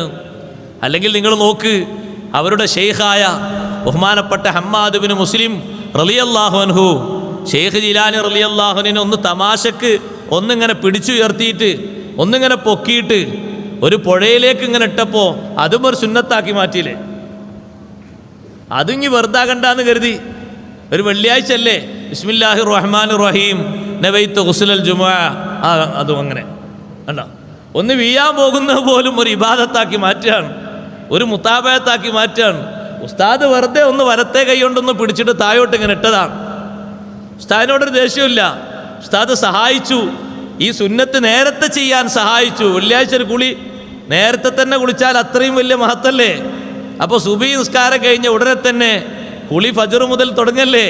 അപ്പോൾ നേരത്തെ തന്നെ കുളിച്ചിട്ട് കുളിക്കാൻ വേണ്ടിയുള്ള മുണ്ടൊക്കെ മാറ്റി ഇങ്ങനെ ഒരുങ്ങി നിൽക്കുകയല്ല. സാധാരണ രൂപത്തിലുള്ള തലപ്പാവും മറ്റൊക്കെ ധരിച്ചു പോകുന്ന അവസ്ഥയിൽ ഷെയ്ഖ് ജീലാനി റളിയല്ലാഹു അൻഹു കുളിക്കാൻ പോയപ്പോൾ പിടിച്ച് താഴോട്ടിട്ടതല്ല. ഉസ്താദ് ഒന്ന് രസത്തിന് വേണ്ടി ഒന്ന് പരീക്ഷണത്തിനൊക്കെ കൂടി ഒന്ന് പിടിച്ച് താഴോട്ടിട്ടപ്പോൾ അവിടെയും ഇത്തിബാ മറന്നില്ല, എല്ലാവരെയും അത്ഭുതപ്പെടുത്തി. ബിസ്മില്ലാഹിർ റഹ്മാനിർ റഹീം നവൈതു ഗുസ്ലൽ ജുമുഅ, വെള്ളിയാഴ്ചൻ്റെ കുളി ഞാൻ അങ്ങ് കരുതി. കുളിക്കാൻ വേണ്ടി പോയതൊന്നല്ല, കുളി കിട്ടിയപ്പോൾ അതങ്ങനെയാണ് കൂട്ടി. എന്തോ ഒരു ഇത്തിബാണ്. എല്ലാ നടത്തത്തിലും ഇരുത്തത്തിലുള്ള ഇത്തിബാ. അല്ലാഹു തആല തൗഫീഖ് തരട്ടെ. അതിന് സഹോദരങ്ങളെ നമ്മളെ ഖൽബ് അതിന് ഒരുങ്ങിക്കിട്ടണം. ഖൽബിനെ അതിനു വേണ്ടി പാകപ്പെടുത്തിയെടുക്കണം. ഈ ഖൽബിൽ ഉരുണ്ടുകൂടുന്ന കറകൾ നീക്കണം. അല്ലാഹു തആല പഠിപ്പിച്ചല്ലോ വിശുദ്ധ ഖുർആനിലൂടെ, അല്ലദീന ആമനു വതത്മഇന്നു ഖുലൂബുഹും ബിദിക്രില്ലാഹ്. ഈമാനുള്ളവർ, അവരെ പറ്റിയാണ് ചർച്ച. ഈമാനുള്ളവരുടെ ഹൃദയങ്ങൾക്ക് സമാധാനം, ശാന്തിയും അടക്കവും ഒതുക്കവും എല്ലാം ലഭിക്കുന്നത്, മനസ്സമാധാനം കിട്ടുന്നത് ബിദിക്രില്ലാഹ്, ദിക്റുല്ലാഹി കൊണ്ടാണ്. ദിക്റുല്ലാഹിയുടെ പരിധിയിൽ എന്തെല്ലാം വരും എല്ലാം കൂട്ടിക്കോളൂ. ഇൽമ് അത് ദിക്റുല്ലാഹിയാണ്, ഇബാദത്ത് ദിക്റുല്ലാഹിയാണ്. ഖാളി ഇയാദ് റഹ്മത്തുള്ളാഹി അലൈഹി പറഞ്ഞതുപോലെ ദിക്റുല്ലാഹി എന്നതുകൊണ്ട് ലക്ഷ്യം അഷ്റഫുൽ ഖൽഖ് റസൂലുള്ളാഹി സ്വല്ലല്ലാഹു അലൈഹി വസല്ലം തങ്ങൾക്ക് അങ്ങനെ ഒരു പേരുണ്ട്. എന്ത്? ദിക്റുല്ലാഹ് എന്നൊരു പേര്. അങ്ങനെ ഒരു തഫ്സീറാണ് ഇമാം ഖാളി ഇയാദ് റഹ്മത്തുള്ളാഹി അലൈഹി പറഞ്ഞത്. തത്മഇന്നു ഖുലൂബുഹും ബിദിക്രില്ലാഹ്, ദിക്റുല്ലാഹി കൊണ്ട് ഖൽബിന് തുമഇനീനത്ത് എന്നതുകൊണ്ട് ഉദ്ദേശം മുസ്തഫായ നബി സല്ലല്ലാഹു അലൈഹി വസല്ലം തങ്ങളെ കൊണ്ടുള്ള തുമഇനീനത്ത്, സ്വലാത്ത് ചൊല്ലിയിട്ട്, തങ്ങളെ പിൻപറ്റിയിട്ട്, തങ്ങളെ മദ്ഹ് കേട്ടിട്ട്, ഇങ്ങനെയൊക്കെ എന്തെല്ലാം മാർഗങ്ങളുണ്ടോ അതിലൊക്കെ വരുന്ന മനസ്സമാധാനം. മനസ്സിന് ആശങ്ക വരുമ്പോൾ സ്വലാത്തും ദിക്റൊക്കെ ചൊല്ലിയിട്ടുള്ള മനസ്സമാധാനം. എന്തെങ്കിലും വെപ്രാളം വരുമ്പോൾ നബി സല്ലല്ലാഹു അലൈഹി വസല്ലമ തങ്ങളെ ആലോചിച്ച്, തങ്ങളെ ചിന്തിച്ച്, തങ്ങളെ ഇത്തിബായ് ചെയ്തിട്ട് മനസ്സിന് വരുന്ന മനസ്സമാധാനം. ആശങ്കപ്പെടുന്ന നേരത്ത് മദ്ഹ് ഒരുപാട് ചൊല്ലിയിട്ടും കേട്ടിട്ടും വരുന്ന മനസ്സമാധാനം. ഹദീസുകൾ ഓതുമ്പോൾ കേൾക്കുമ്പോൾ ഇമാമുകൾക്ക് വന്ന സമാധാനമില്ലേ? രോഗമുള്ള എത്രയോ ഇമാമുകൾ ദർസ് നടത്തുമ്പോൾ രോഗത്തിൻ്റെ വേദന മറന്നുപോയത് ഹദീസ് കേൾക്കുമ്പോഴാണ്, ഹദീസ് ഓതിക്കൊടുക്കുമ്പോഴാണ്. രോഗത്തിൻ്റെ വേദന അവർ മറന്നുപോകുന്നു, മനസ്സിന് വല്ലാത്ത സമാധാനം ലഭിക്കുന്നു. മരണത്തിൻ്റെ നേരത്ത് പോലും മനസ്സിന് വലിയ തുമഅനീനത്ത് ലഭിക്കാൻ ബിദിക്രില്ലാഹ്, അള്ളാഹുവിൻ്റെ ദിക്ർ കൊണ്ട് ഖൽബിന് തുമഅനീനത്ത് ലഭിക്കണം. മനസ്സിനെ അതിനു വേണ്ടി പാകപ്പെടുത്തിയെടുക്കണം. ഈ മനസ്സിൻ്റെ ദുർബോധനങ്ങളായി പിടികൂടുന്ന വിഷയങ്ങളിൽ നിന്ന് മനസ്സിനെ രക്ഷപ്പെടുത്തിയെടുക്കണം. അല്ലാഹു തആല അതിന് തൗഫീഖ് നൽകുമാറാകട്ടെ. സലീമായ ഖൽബ് ഉണ്ടാക്കിയെടുക്കണം. അതിനു വേണ്ടി ഖൽബിനെ നമ്മൾ പാകപ്പെടുത്തിയെടുക്കണം. അപ്പോൾ നമ്മുടെ ഖൽബിനെ സലീമായ ഖൽബാക്കി മാറ്റാൻ നമ്മൾ ഓരോരുത്തരും ശ്രമിക്കണം. സലീമായ ഖൽബ്, സുരക്ഷിതമായ ഖൽബ്. നാളെ ആഖിറത്തിലെത്തിയിട്ട് ആ ഖൽബുള്ള ആളുകൾക്കാണ് കാര്യമായിട്ട് ലാഭം. യൗമ ലാ യൻഫഉ മാലും വലാ ബനൂൻ ഇല്ലാ മൻ അത്തല്ലാഹ ബിഖൽബിൻ സലീം. സലീമായ ഖൽബോടുകൂടെ ശക്കില്ല, നിഫാഖില്ല, ബിദ്അത്തില്ല. അങ്ങനെയൊക്കെ തഫ്സീറിലുള്ളത്. ഇമാം നൈസാബൂരി തങ്ങളെ തഫ്സീറിൽ അങ്ങനെയാണ്, ബിദ്അത്തുന്നും സലീമായ ഖൽബാകണം. ബിദ്അത്തുള്ള ഖൽബ് സലീമായ ഖൽബല്ല. ബിദ്അത്തില്ലാത്ത, ശക്കില്ലാത്ത, നിഫാഖില്ലാത്ത, ഹവയില്ലാത്ത നല്ല ഖൽബിൻ്റെ ഉടമ, ആ ഉടമക്ക് സമ്പത്തും സന്താനങ്ങളൊക്കെ വലിയ ലാഭമാണ്. അവർക്കത് ഉപകരിക്കും, അവർക്ക് സമ്പത്ത് ഉപകരിക്കും, സന്താനങ്ങൾ ഉപകരിക്കും. അല്ലാത്തവർക്ക് കോടിക്കണക്കിന് സമ്പത്തുണ്ടായിട്ടും 10-25 മക്കളുണ്ടായിട്ടും ഒരു കാര്യമില്ല. സലീമായ ഖൽബിൻ്റെ ഉടമകൾക്ക് അതൊക്കെ ലാഭമാണ്. അവരെന്ത് കൊടുത്തതും, എന്ത് സമ്പാദിച്ചതും, എന്ത് കുടുംബത്തിന് പോറ്റിയതും കൊടുത്തതൊക്കെ ലാഭമാണ്. അവരെ മക്കളും അവർക്ക് ലാഭമാണ്. ലാ യൻഫഉ മാലും വലാ ബനൂൻ ഇല്ലാ മൻ അത്തല്ലാഹ ബിഖൽബിൻ സലീം. നമ്മളെ ഖൽബിൻ്റെ അവസ്ഥ നോക്ക് നിങ്ങൾ. എപ്പോഴും നമ്മളെ ഖൽബിനെ പിടികൂടിക്കൊണ്ടിരിക്കുന്ന രോഗങ്ങളുണ്ട്. ഞാൻ മൊത്തം രോഗങ്ങൾ എണ്ണല്ല, 3 നബി സല്ലല്ലാഹു അലൈഹി വസല്ലം ഒരു ഹദീസിലൂടെ പഠിപ്പിച്ചു. സലാസുൻ ലാസിമാത്തുൽ ലി ഉമ്മത്തി. 3 എൻ്റെ ഉമ്മത്തിന് എപ്പോഴും പിടികൂടിക്കൊണ്ടിരിക്കുന്ന വിഷയങ്ങളാണ്. 3 ഖൽബിന് ഇങ്ങനെ ആ 3 ചൊറിച്ചിലുണ്ടായാൽ വലിയ വിഷയമാണ്. അത് മാറ്റണം. സ്വഹാബത്തിനോട് തങ്ങൾ പറഞ്ഞു 3 എപ്പോഴും ഖൽബിന് ഇങ്ങനെ പിടികൂടിക്കൊണ്ടിരിക്കും. സ്വഹാബത്ത് ചോദിച്ചു, എന്താ നബിയെ 3? തങ്ങൾ പറഞ്ഞു, 1 സൂഉല്ലൻ, തെറ്റിദ്ധാരണ. 2ാമത്തത് അൽ ഹസദ്, അസൂയ. 3ാമത്തത് വത്തീറ, ശകുനം നോക്കൽ, അവലക്ഷണം കാണൽ. ഒന്ന് വീണാ മതി, പിന്നെ അതിൻ്റെ പിന്നിൽ ഒരുപാട് അവലക്ഷണ ബോധം ഉണ്ടാവും. തറയടക്ക അവലക്ഷണത്തിലേക്ക് പോകും. അള്ളാഹു കാത്തു രക്ഷിക്കട്ടെ. ഞാനതൊന്നും വിശദീകരിക്കുന്നില്ല. എവിടെയെങ്കിലും ഒന്ന് വീണാൽ മതി, പിന്നെ അതിൻ്റെ തറയും അതിൻ്റെ കട്ടിലും അതിൻ്റെ മൂത്രപ്പരയും ആ വീടിൻ്റെ വാർപ്പും പറമ്പും ഒക്കെ ആകെ പ്രശ്നമായി മാറും. ഈ 3 എപ്പോഴും എൻ്റെ ഉമ്മത്തിനെ പിടികൂടിക്കൊണ്ടിരിക്കുന്നു പറഞ്ഞപ്പോൾ സ്വഹാബത്ത് ചോദിച്ചു, നബിയെ അതിൽ നിന്ന് മോചനം കിട്ടാൻ എന്താണ് മാർഗം? വലിയൊരു രോഗമല്ലേ സഹോദരങ്ങളെ സൂഉല്ലന്, തെറ്റിദ്ധാരണ വലിയൊരു രോഗമല്ലേ? എല്ലാ ധാരണകളും വർജിക്കണമെന്ന് പറയാനുള്ള കാരണം തന്നെ ഇന്ന ബഅദല്ലന്നി ഇസ്മുൻ, ധാരണകളിൽ ചിലത് പിശകാണ്. അതുകൊണ്ട് ഇജ്തനിബൂ കസീറം മിനല്ലൻ, കുറച്ച് കുഴപ്പമുള്ളത് കൊണ്ട് മൊത്തം ഒഴിവാക്കണം എന്നല്ലേ അള്ള പറഞ്ഞത്? അതല്ലേ സൂക്ഷ്മതയുടെ മാർഗം? കുറച്ചതിൽ പിശകുണ്ട്, അതുകൊണ്ട് അധികരിച്ച ധാരണകളും വിട്ടേക്കണം. കുറച്ച് ഒഴിവാക്കണം എന്നല്ല അള്ള പറഞ്ഞത്. ആ കുറച്ചുള്ളീന്ന് രക്ഷപ്പെടാൻ അധികരിച്ചതും നിങ്ങൾ ഒഴിവാക്കണം. അധികരിച്ചത് ഒഴിവാക്കിയെങ്കിലേ ആ കുറച്ചുള്ളതിൽ നിന്ന് രക്ഷപ്പെടാൻ പറ്റൂ. ഇന്ന ബഅദല്ലന്നി ഇസ്മുൻ, സൂഉല്ലന് ഒരു മുസ്ലിമായ മനുഷ്യനെ കൊണ്ട് തെറ്റിദ്ധാരണ, ഖൽബിന് പെട്ടെന്ന് പിടികൂടും. നബി സല്ലല്ലാഹു അലൈഹി വസല്ലം പറയുന്നു, അതിൻ്റെ ചികിത്സ എന്താണെന്നറിയോ? വഇദാ ളനന്ത ഫലാ തുഹഖിഖ്.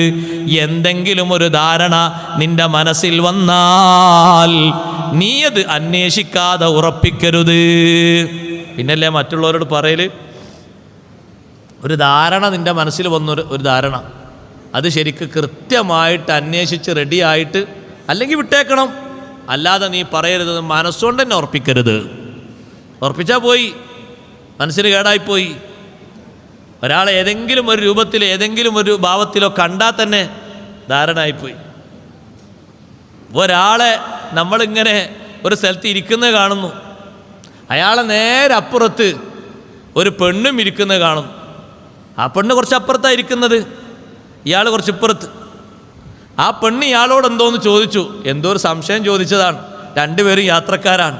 അപ്പോഴേക്ക് കാണുന്ന ആളെ മനസ്സ്, ആ പെണ്ണിനോട് ഇവനെന്താ പെണ്ണിന്, ഇയാൾക്ക് വേറെ പെണ്ണുങ്ങളും കുട്ടികളൊക്കെ ഉണ്ടല്ലോ.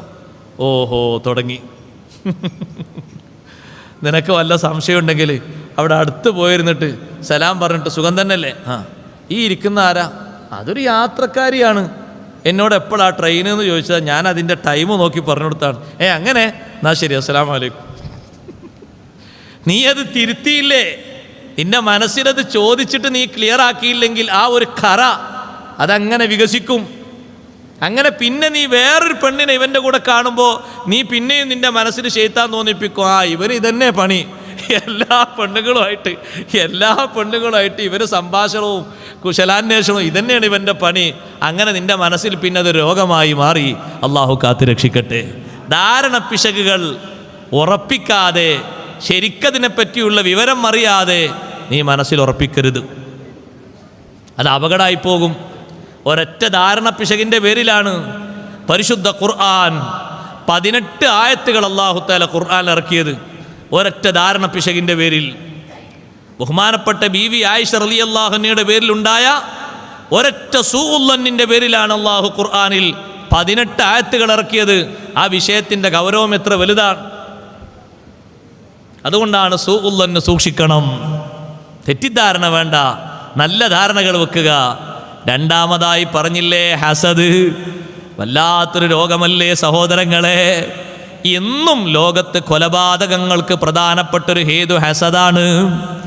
ജൂതന്മാരുടെ മനസ്സിലുള്ള ഏറ്റവും നെറുകെട്ടൊരു വിഷയവും അത് തന്നെയാണ്, ഹസദ്. അത് ഇന്നോ ഇന്നലെയോ തുടങ്ങിയതല്ല, മുമ്പ് തന്നെയുണ്ട്.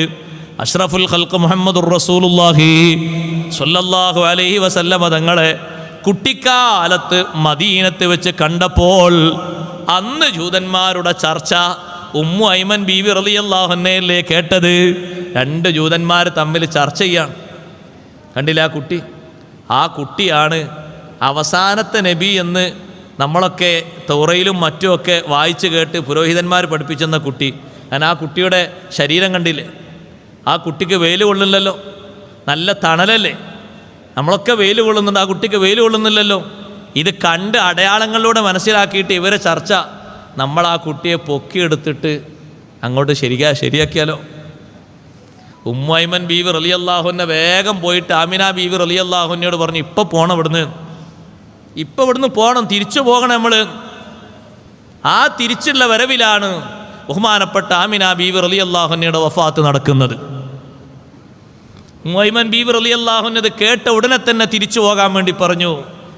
അത്ര കുട്ടിപ്രായത്തിൽ തന്നെ ഇവരെ കണ്ണു പോകുന്ന പോക്ക് അങ്ങോട്ടാണ്. എന്താണ് അവരെ മനസ്സിൽ? ഹസദാണ്. നബി സല്ലല്ലാഹു അലൈഹി വസല്ലം അവസാനത്തെ നബിയാണ് എന്ന് അറിയാഞ്ഞിട്ടാണോ ജൂതന്മാർ വിശ്വസിക്കാതിരുന്നത്? അല്ലല്ല, ഹസദ് മൂത്തിട്ട്. ജൂതന്മാർക്കറിയില്ലേ? അറിയും. എങ്ങനെ അറിയും? അല്ലദീന ആതൈനാഹുമുൽ കിതാബ യഅരിഫൂനഹു കമാ യഅരിഫൂന അബ്നാഅഹും. സ്വന്തം മക്കൾ അറിയും പോലെ മുത്തുനബി തങ്ങൾ അവർക്ക് കറക്റ്റായിട്ട് അറിയും എന്ന് ഖുർആൻ പറയുന്നു. പക്ഷേ വിശ്വസിക്കാൻ അവർ റെഡിയല്ല. ഹസദം മിൻ ഇന്ദി അൻഫുസിഹിം, അവരെ മനസ്സിലുള്ള ഹസദ് കൊണ്ട്. ആ ഹസദിനാൽ എന്തെല്ലാം അവർ ചെയ്തു. ലോകത്ത് ചെയ്യാൻ വല്ലതും ബാക്കിയുണ്ടോ? അവസാനത്തെ അടവായിട്ട് സിഹ്ർ വരെ ചെയ്തില്ലേ സഹോദരങ്ങളെ? ഹസദ് മൂത്തിട്ട്. ജൂതന്മാരല്ലേ ചെയ്തത്? വിഷം കലക്കി കൊടുത്തില്ലേ? അങ്ങനെയെങ്കിലും തീരട്ടെ എന്ന് കരുതിയിട്ട്. ഹസദിൻ്റെ മൂർച്ചയല്ലേ അത്? ഇന്നും അവർ ചെയ്യുന്നത് ഹസദിൻ്റെ മൂർച്ച കൊണ്ടാണ്. ഗസയിൽ 11,000-ത്തിലധികം വരുന്ന ഗസയിലെ ഫലസ്തീനികളെ, ആ ഫലസ്തീനികളെ നിഷ്കരുണം നിർദാക്ഷിണ്യം വധിച്ചുകൊണ്ടിരിക്കുന്നത് അസൂയയും അഹങ്കാരവും ഒരൊറ്റ കറകൾ മാത്രം മൂത്തിട്ടാണ്. മറ്റൊന്നും അതിൻ്റെ പിന്നിലില്ല. ചിലതൊക്കെ എന്തൊക്കെയോ കാരണങ്ങൾ അവർ പറഞ്ഞുണ്ടാക്കുന്നു, അതൊന്നും യാഥാർത്ഥ്യമല്ല. അവരങ്ങനെ ചെയ്തു ഇങ്ങനെ ചെയ്തു അതൊക്കെ പേരിന് പറയുന്ന വാക്കുകൾ മാത്രമാണ്. മുസ്ലിം സമൂഹത്തോടുള്ള ഹസദും അഹങ്കാരവും അത് രണ്ടും മാത്രമാണ്. അത് പണ്ട് അവർക്കുള്ളൊരു വിഷയമാണ്. ഇന്നും അത് തീർന്നിട്ടില്ല. അതങ്ങനെ തന്നെ തുറന്നുകൊണ്ടിരിക്കും. ഇനി അതിനൊരു അവസാനം വരും. മസീഹുല്ലാഹി ഈസാ അലൈഹിസ്സലാത്തു വസ്സലാം വരുമ്പോൾ ഒരറുതി വരും. അപ്പം പിന്നെ കുറയും. ഹസദ് നമ്മുടെ മനസ്സിൽ മൂത്തു കഴിഞ്ഞാൽ വലിയൊരു രോഗമാണ്. അള്ളാഹു കാത്തുരക്ഷിക്കട്ടെ. ഇതിൻ്റെ കടുപ്പം നോക്ക് നിങ്ങൾ. സ്വർഗത്തിൽ ഹിസാബില്ലാതെ പോകുന്ന ആൾക്കാർ എണ്ണിയതുപോലെ നബി സല്ലല്ലാഹു അലൈഹി വസല്ലം നിങ്ങൾ ഹിസാബില്ലാതെ നരകത്തിൽ പോകുന്ന കൂട്ടരെയും എണ്ണിയിട്ടുണ്ട്. ഞാനത് വിശദമായി പറയല്ല. 6 വിഭാഗത്തെ എണ്ണിയിട്ടുണ്ട്. ഹിസാബില്ലാതെ നരകത്തിൽ പോകുന്നവർ. ഹിസാബില്ലാതെ സ്വർഗത്ത് പോകുന്ന കുറേ ആൾക്കാർ കേട്ടിട്ടുണ്ടല്ലേ. ഹിസാബില്ലാതെ നരകത്ത് പോകുന്നവരുണ്ട്. അതിൽ അവസാനമായി എണ്ണിപ്പറഞ്ഞൊരു വിഭാഗമാണ് വൽ ഉലമാഉ, പണ്ഡിതന്മാർ നരകത്തിൽ പോകാനുള്ള കാരണം ബിൽ ഹസദി. പണ്ഡിതന്മാർക്ക് തീരെ പറ്റാത്തൊരു രോഗമാണത്, ഹസദ്. ആർക്ക് അള്ളാഹു ഒരു കഴിവ് കൊടുത്തോ അൽഹംദുലില്ലാ എന്ന് പറഞ്ഞ് അംഗീകരിക്കണം. ഒരു ചെറിയ കുട്ടിയാണെങ്കിൽ അള്ളാഹു തആല കൊടുത്ത കഴിവല്ലേ. നമുക്കെന്തായാലും പ്രശ്നം? നമ്മുടെ തൊട്ട അയൽപക്കത്ത് ജീവിക്കുന്ന ആള് നമ്മളത്ര കഴിവൊന്നുമില്ല, അയാൾക്കത്ര ഈമാനും ഇഖ്ലാസൊന്നുമുള്ള ധാരാളം പണം അള്ളാഹു തആല കൊടുത്ത അള്ളാഹു തആല തന്നെയല്ലേ. നമുക്കെന്തിനാ പ്രശ്നം? അൽഹംദുലില്ലാ എന്ന് പറഞ്ഞേ അള്ളാഹു കൊടുത്തല്ലേ. നമുക്കെന്താ? നമുക്ക് അനന്തരാവകാശം പോലും കിട്ടൂല ആൾ മരിച്ചാൽ. അയൽവാസിയല്ലേ, ആൾ മരിച്ചിട്ട് നമുക്ക് എന്ത് കിട്ടാനാ? ഒന്നും കിട്ടൂല. അതുകൊണ്ട് സഹോദരങ്ങളെ, പ്രത്യേകം ദുആ ചെയ്യാൻ വേണ്ടി, കള്ളക്കേസിൽ കുടുങ്ങിയ ഒരാൾ രക്ഷപ്പെടാൻ വേണ്ടി ദുആർക്കാൻ 2000 രൂപ സംഭാവന. അള്ളാഹുവെ നീ രക്ഷപ്പെടുത്തണേ റഹ്മാനെ. മുതഅല്ലിമീങ്ങളെ ഹക്ക് കൊണ്ട് നീ രക്ഷപ്പെടുത്തണേ അല്ലാഹ്. ഹാഫിലീങ്ങളെ ഹക്ക് കൊണ്ട് സാദാത്തുക്കളെ ബറക്കത്ത് കൊണ്ട് നീ രക്ഷപ്പെടുത്തണേ അല്ലാഹ്. താജുൽ ഉലമ, നൂറുൽ ഉലമ, ഞങ്ങൾ ഈ മാസം അനുസ്മരിക്കുന്ന ഒരുപാട് മഹാന്മാരുണ്ട്. അവരെ മുൻനിരയിലുള്ള ബഹുമാനപ്പെട്ട ഗൗസുൽ ആലം തങ്ങളടക്കമുള്ള മുഴുവൻ സാദാത്തുക്കളുടെയും ഉലമാൻ്റെയും ഹക്ക് കൊണ്ട് നീ സലാമത്ത് കൊടുക്കണേ അല്ലാഹ്. എല്ലാ കെണിയിൽ നിന്നും രക്ഷപ്പെടുത്തി നല്ല നിലക്കുള്ള ജീവിതം അദ്ദേഹത്തിന് നീ പ്രദാനം ചെയ്യണേ റഹ്മാനെ. ഈ സ്വദഖ അതിനൊരു കാരണമായി നീ ഖബൂലാക്കണേ അല്ലാഹ്. നിങ്ങൾ നോക്ക്, ഉലമാ ഹസദ് കൊണ്ട് ഹിസാബില്ലാതെ നരകത്ത് പോകുന്ന പറഞ്ഞാൽ എത്ര വലിയ വിഷയമാണ്.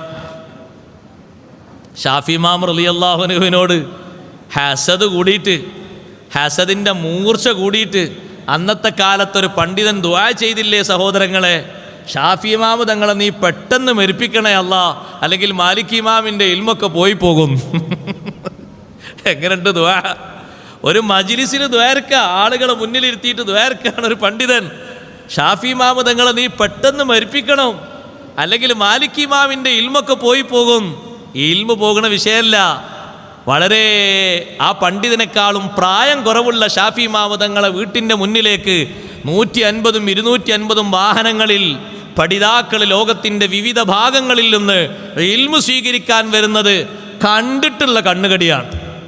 അവരൊറ്റ വിഷയമാണ് ഹസദുൽ ഫതായിദ് ലം യനാലു സഅയഹു ഫൽകുല്ലു അഅദാഉൽ ലഹു വഖുസൂമു. ആ ചെറുപ്പക്കാരനോട് അവർക്കൊക്കെ അസൂയ. ആ ചെറുപ്പക്കാരൻ വിജ്ഞാനത്തിലും മറ്റും എത്തിയ ലെവലിലേക്ക് അവർ എത്തിയിട്ടില്ല. എന്ത് ചെയ്യാനാണ്? അതുകൊണ്ട് മുഴുവൻ ആളുകളും ശത്രുക്കളും എതിരാളികളുമാണ്. ഷാഫി ഇമാം തങ്ങൾക്ക് അവരോടൊരു എതിർപ്പുമില്ല. പലരും വന്നിട്ട് ഷാഫി ഇമാം തങ്ങളോട് ഇങ്ങനെ പറഞ്ഞു, നിങ്ങൾ മരിക്കാനൊക്കെ അവിടെ ദുആ നടക്കുന്നുണ്ട്. ഷാഫി ഇമാം തങ്ങൾ എന്താ മറുപടി പറഞ്ഞത്? തമന്നാ ഉനാസുൻ അൻ അമുത വ ഇൻ അമുത് ഫതിൽക സബീലുൽ ലസ്തു ഫീഹാ ബിഔഹദി. കുറേ ആളുകൾ ഞാൻ മരിക്കണമെന്ന് ആഗ്രഹിക്കുന്നു. ആഗ്രഹിച്ചോട്ടെ, കുഴപ്പമൊന്നുമില്ല. കാരണം എന്താണ്? മരണം എന്ന് പറഞ്ഞത് എനിക്ക് മാത്രമൊന്നും അല്ല തന്നതല്ലല്ലോ. ഞാൻ മരിക്കും പോലെ അവരും മരിക്കുമല്ലോ. എനിക്ക് മാത്രമാണ് മരണമെങ്കിൽ ആ ആഗ്രഹത്തിന് പ്രസക്തി ഉണ്ടായിരുന്നു. ഞാൻ മാത്രമല്ലല്ലോ മരിക്കുന്നത്, അവരും മരിക്കുമല്ലോ. എനിക്ക് അവരോടൊരു പരാതിയുമില്ല, അവരോടൊരു പ്രശ്നവുമില്ല.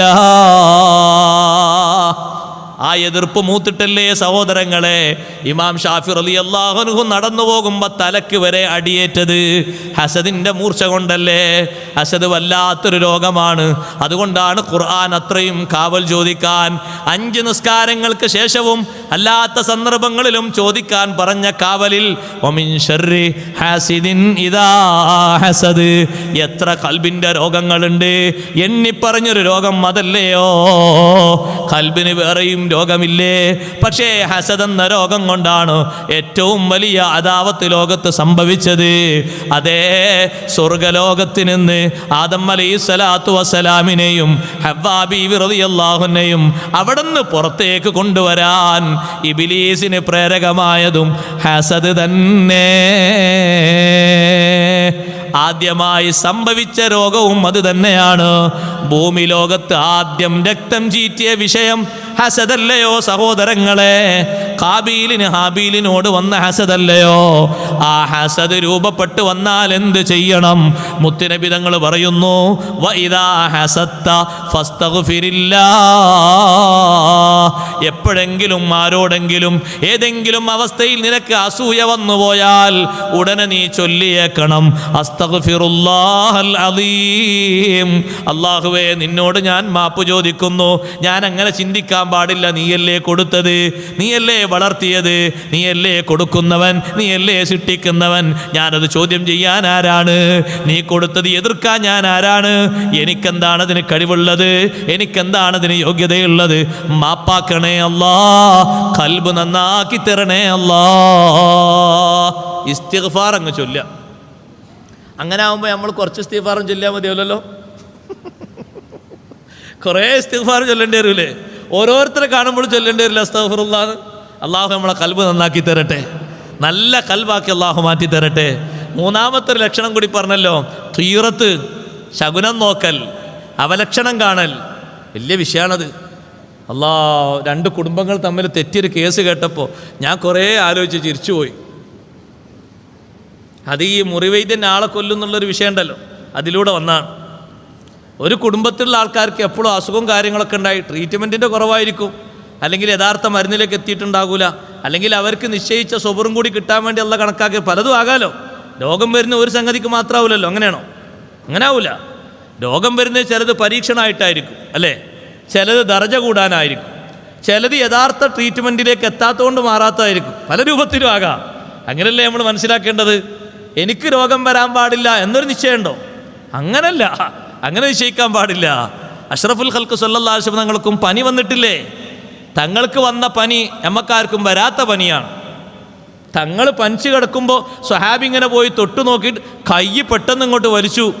എന്നിട്ട് പറഞ്ഞു, ഇന്നക്കല തൂവാക്കു വാക്കൻ ശദീദാ. നബിയെ, പൊള്ളണ പനിയാണല്ലോ, കൈ പോലും തൊടാൻ പറ്റുന്നില്ല, എന്തൊരു ജാതി പനിയാണ്. തങ്ങൾ പറഞ്ഞു, ഇന്നി യുഅക്കു കമാ യുഅക്കു മിൻകും റജുലാൻ.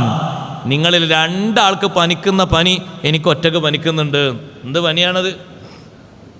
ആ ഡിഗ്രി ഒന്ന് കൂട്ടിയാട്ടെ, സാധാരണ പനിയാണോ അത്? അപ്പോൾ ചോദിച്ചു നബിയെ, 2 ആളെ കൂലിയും തങ്ങൾക്ക് ഉണ്ടാകുമോ? എന്താ അതൊരു സംശയം? 2 ആളെ പനി ഉണ്ടെങ്കിൽ 2 ആളെ കൂലി ഉണ്ടാകും. അപ്പം ഞമ്മക്കൊക്കെ രോഗം വരുന്നതിനേക്കാളും ഹബീബായ തങ്ങൾക്ക് രോഗം വന്നപ്പോൾ കൂലി കൂടുതൽ കണ്ടങ്ങൾ. അപ്പോൾ ആ കൂലി കൂടുതൽ കൊടുക്കാൻ അല്ലാഹു തആല നിശ്ചയമാണത്. അങ്ങനെ ഉണ്ടാവും ചിലത്. എല്ലാം ഒരു രൂപത്തിൽ കണക്കാക്കരുത്. ഒരു കുടുംബത്തിന് അസുഖം വന്നു, ഒരാൾക്ക് അസുഖം കഴിഞ്ഞപ്പോൾ ഒറ്റക്ക് അസുഖം വന്നപ്പോൾ ഈ കുടുംബത്തിൽപ്പെട്ട ആരോ ഒരാളൊരു മുറിവൈദ്യൻ്റെ അടുത്ത് ചെന്നു. അങ്ങനെ പറയാണ് സുഖം. മുറിവൈദ്യം പറഞ്ഞു, നിങ്ങളൊരു കാര്യം ചെയ്യും, നിങ്ങളെ വീട്ടിലേക്ക് ഏത് വീട്ടിൽ നിന്നാണ് ഉറുമ്പ് വരുന്നത് നോക്കണം. ഉറുമ്പ് അതിന് കിട്ടിയ റൂട്ടിലൂടെ പോകുന്നല്ല, എന്ത് പറയാനാ. അപ്പോൾ ഇയാൾ പോയി നോക്കുമ്പോൾ ഉറുമ്പ് മറ്റേ വീട്ടിൽ നിന്നാണ് ഉറുമ്പ് ഇങ്ങനെ വരുന്നത്. അതോടുകൂടെ 2 വീട്ടുകാരും തമ്മിലുള്ള ബന്ധം വഷളായി. കാരണം അവരാണ് ഉറുമ്പിനെങ്ങോട്ട് വിട്ടിട്ട് അസുഖം ഉണ്ടാക്കിയത്. ഇങ്ങനെയൊക്കെ ചികിത്സിക്കുന്ന ആൾക്കാർ എന്താ ചെയ്യേണ്ടത്? അതുകൊണ്ടാണ് ഞാനതിന് മുറിവൈദ്യൻ എന്ന് പറഞ്ഞ്. സഹോദരങ്ങളെ, ഉറുമ്പിന് റൂട്ട് കിട്ടിയാൽ അതിലൂടെ പോകുക എന്നല്ല. അത് ചിലപ്പോൾ നമ്മളെ കാറിൻ്റെ മുകളിലൂടെയും പോകും, ഡ്രസ്സിൻ്റെ മേലെ കൂടെയും പോകും, ഒരു പെട്ടിൻ്റെ മേലെ കൂടി. ഉറുമ്പിന് റൂട്ട് വന്നതിൽ പോകുക എന്നല്ല, വേറെ എന്തെങ്കിലും മാർഗമുണ്ടോ? ഇങ്ങനെ ഒരു അടയാളം പറഞ്ഞു കൊടുത്താൽ എന്ത് ചെയ്യും? ഇതൊരു ഉദാഹരണം ഞാൻ പറഞ്ഞു, അല്ലാത്ത വേറുണ്ട് കുറേ രസാവഹമായതൊക്കെ പറഞ്ഞാൽ അന്ന് നമുക്ക് നേരം മതിയാകൂല, ഇഷ്ടം പോലെ ഉണ്ട്. അതിനൊക്കെ ഷഫാഹത്തുൽ ഉലുമ എന്ന് പറയണം, ഷഫാഅത്തല്ല സഫാഹത്ത്, തഞ്ച പോയത്വം, അത്ര ഇഷ്ടം പോലെ ഉണ്ട്. വിവരക്കേട് കൊണ്ട് പൈസ ഉണ്ടാക്കുക എന്നറിയില്ലേ ആ വിഷയം. മുറിവൈദ്യന്മാർ, അള്ളാഹു നമ്മളെ കാത്തുരക്ഷിക്കട്ടെ. അതിൻ്റെ ബാക്കിയാണല്ലോ മുറിവൈദ്യൻ, ആ ആളെ കൊല്ലും, അതന്നെ അതിൻ്റെ ബാക്കി എല്ലാവർക്കും ഇഫ്ലുണ്ട്, ആളെ കൊല്ലും, അത് ശരി തന്നെയാണ്. എന്നിട്ട് അവർ തമ്മിൽ തെറ്റി മസ്ലഹത്താക്കാൻ വേണ്ടി അവിടെ ഒരു സയ്യിദും ഒരു ആലിമും ഒരുമിച്ച് കൂടിയിട്ട് എന്താണ് അവർക്കിടയിലെ പ്രശ്നം നാട്ടുകാർക്ക് തന്നെ അറിയുന്നില്ല. സ്വകാര്യമായി ചോദിച്ചു നോക്കുമ്പോൾ ഇതാണ് പ്രശ്നം. അപ്പോൾ ആ തങ്ങളുപ്പാപ്പയും ആലിമും പറഞ്ഞു, നിങ്ങളെ രോഗത്തിൻ്റെയും കാര്യം വിഷയമൊന്നും അതല്ല, നിങ്ങൾ ഉപയോഗിക്കുന്ന വെള്ളത്തിൽ കാര്യമായിട്ട് പിശകുണ്ട്. നിങ്ങളാ ഉപയോഗിക്കുന്ന വെള്ളത്തിൽ നിങ്ങളെ ശരീരത്തിന് പറ്റാത്ത പലതുമുണ്ട്. നിങ്ങളാ ഉപയോഗിക്കുന്ന വെള്ളം നിർത്തിവെച്ചിട്ട് അപ്പുറത്ത് ശുദ്ധജലം കിട്ടുന്നിടത്തുനിന്ന് വാങ്ങിയിട്ട് ഉപയോഗിക്കണം, വേറെ കിണർ കുഴിക്കണം. നിങ്ങളിപ്പോൾ കുടിച്ചുകൊണ്ടിരിക്കുന്ന വെള്ളത്തിൽ കാര്യമായിട്ട് പിശകുണ്ട്. അവർ കിണർ കുഴിച്ച് വെള്ളം കുടിച്ചു നോക്കുമ്പോൾ അസുഖവും മാറി, ഒക്കെ മാറി. ഒന്ന് ആലോചിച്ച് നോക്കി, ഉറുമ്പ് എന്നെ വഴിയും പറഞ്ഞിട്ട് കുടുംബം തെറ്റിച്ച് എങ്ങനെ ഉണ്ടാവും? കാരണങ്ങൾ എന്തെല്ലാം ഉണ്ടാകും, പക്ഷെ എങ്ങനെ കാരണം പറയണോ? അപ്പോൾ തീറത്ത് ലക്ഷണം നോക്കിയിട്ട് ആകെ ഇടങ്ങേറുണ്ടാക്കരുത്. തങ്ങൾ പറഞ്ഞു, വൈദാ തത്വയ്യർത്ത ഫാംലി, എന്തെങ്കിലുമൊക്കെ ലക്ഷണക്കേട് കണ്ടാൽ തവക്കുലാക്കിയിട്ട് നീ കാര്യം കൊണ്ട് നടത്തിക്കൊള്ളണം. അതങ്ങനെയാണ്, എങ്ങനെയാണ് നിൽക്കരുത്. അങ്ങനെയല്ലേ പല ആൾക്കാർക്കും. പൂച്ച മുന്നിൽ കൂടെ എങ്ങനെ വന്നാൽ ഇങ്ങനെ, കറുത്ത പൂച്ച എങ്ങനെ പോയാൽ ഇങ്ങനെ, നായ ചോന്നതാ വന്നതെങ്കിൽ ഇന്നിങ്ങനെ. ഇതെന്താ പരിപാടി? ഇത് പണ്ട് സുറാഖത്ത് ബിൻ മാലിക് നബിതങ്ങളെ പിടിക്കാൻ വേണ്ടി പോകുമ്പോൾ ലക്ഷണം നോക്കിയല്ലോ, ഇങ്ങനെ ഒരു വടിയിട്ട് നോക്കി. അന്നൊക്കെ വടിയാണ്, അസ്ലാമു എന്ന് പറയല്ലോ, നറുക്ക് എഴുതിയിട്ട് വടിയിട്ട് വടിമലിങ്ങനെ എഴുതും. പോകണമെങ്കിൽ പോകണം എന്നുള്ളത് വരും, പോകണ്ടെന്നെങ്കിൽ പോകണ്ടെന്ന് വരും. 3 പ്രാവശ്യം വടി ഇങ്ങനെ ഇട്ട് നോക്കുമ്പോഴും പോകരുത്, അപകടമാണെന്നാണ് കാണിക്കണത്. പക്ഷെ 100 ഒട്ടകം എന്നിങ്ങനെ മനസ്സിൽ പിന്നുമ്പോൾ എന്ത് വടി, എന്ത് നോക്കാനാ, പറന്നുപോയി. 3 പ്രാവശ്യവും നറുക്കിട്ടപ്പോഴും ആ വടിൻ്റെ മേലെ എഴുതി കാണിച്ചത് പോകരുത്, അപകടമാണ് എന്നാ. പക്ഷെ അതൊന്നും മാനിക്കാതെ പോയി. ഇതേ രൂപത്തിൽ സഹോദരങ്ങളെ, ലക്ഷണം നോക്കിയിട്ട് അവലക്ഷണം നോക്കിയിട്ട് ജീവിതം തകർന്നു പോകരുത്, ഇടങ്ങേറുണ്ടാക്കി തീർക്കും. തവക്കുലാക്കിയിട്ട് കാര്യങ്ങൾ നടപ്പിലാക്കിക്കൊള്ളണം, ബുദ്ധിമുട്ടുണ്ടാക്കരുത്. നബി സല്ലല്ലാഹു അലൈഹി വസല്ലം നിങ്ങൾ നിർദ്ദേശമാണ്. ഖൽബിൽ പിടികൂടുന്ന ഇത്യാദി രോഗങ്ങളെ തൊട്ടൊക്കെ നമ്മുടെ ഖൽബിനെ ശുദ്ധിയാക്കണം. അള്ളാഹു നമ്മുടെ ഖൽബ് ശുദ്ധിയാക്കി തരട്ടെ. എപ്പോഴും നമ്മൾ ദ്വാരക്കണം, അല്ലാഹുമ്മ സബ്ബിത് ഖൽബി അലാ ദീനിക്, അല്ലാഹുമ്മ യാ മുഖല്ലിബൽ ഖുലൂബ് സബ്ബിത് ഖൽബി അലാ ദീനിക്.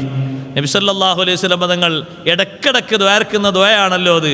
അല്ലാഹുവേ, ഖൽബിനെ മാറ്റിമറിക്കുന്ന അല്ലാഹുവേ, സബ്ബിത് ഖൽബി അലാ ദീനിക്, എൻ്റെ മനസ്സ് നിൻ്റെ ദീനിൽ നീ ഉറപ്പിച്ച് അടിയുറപ്പിച്ച് നിർത്തിത്തരണം.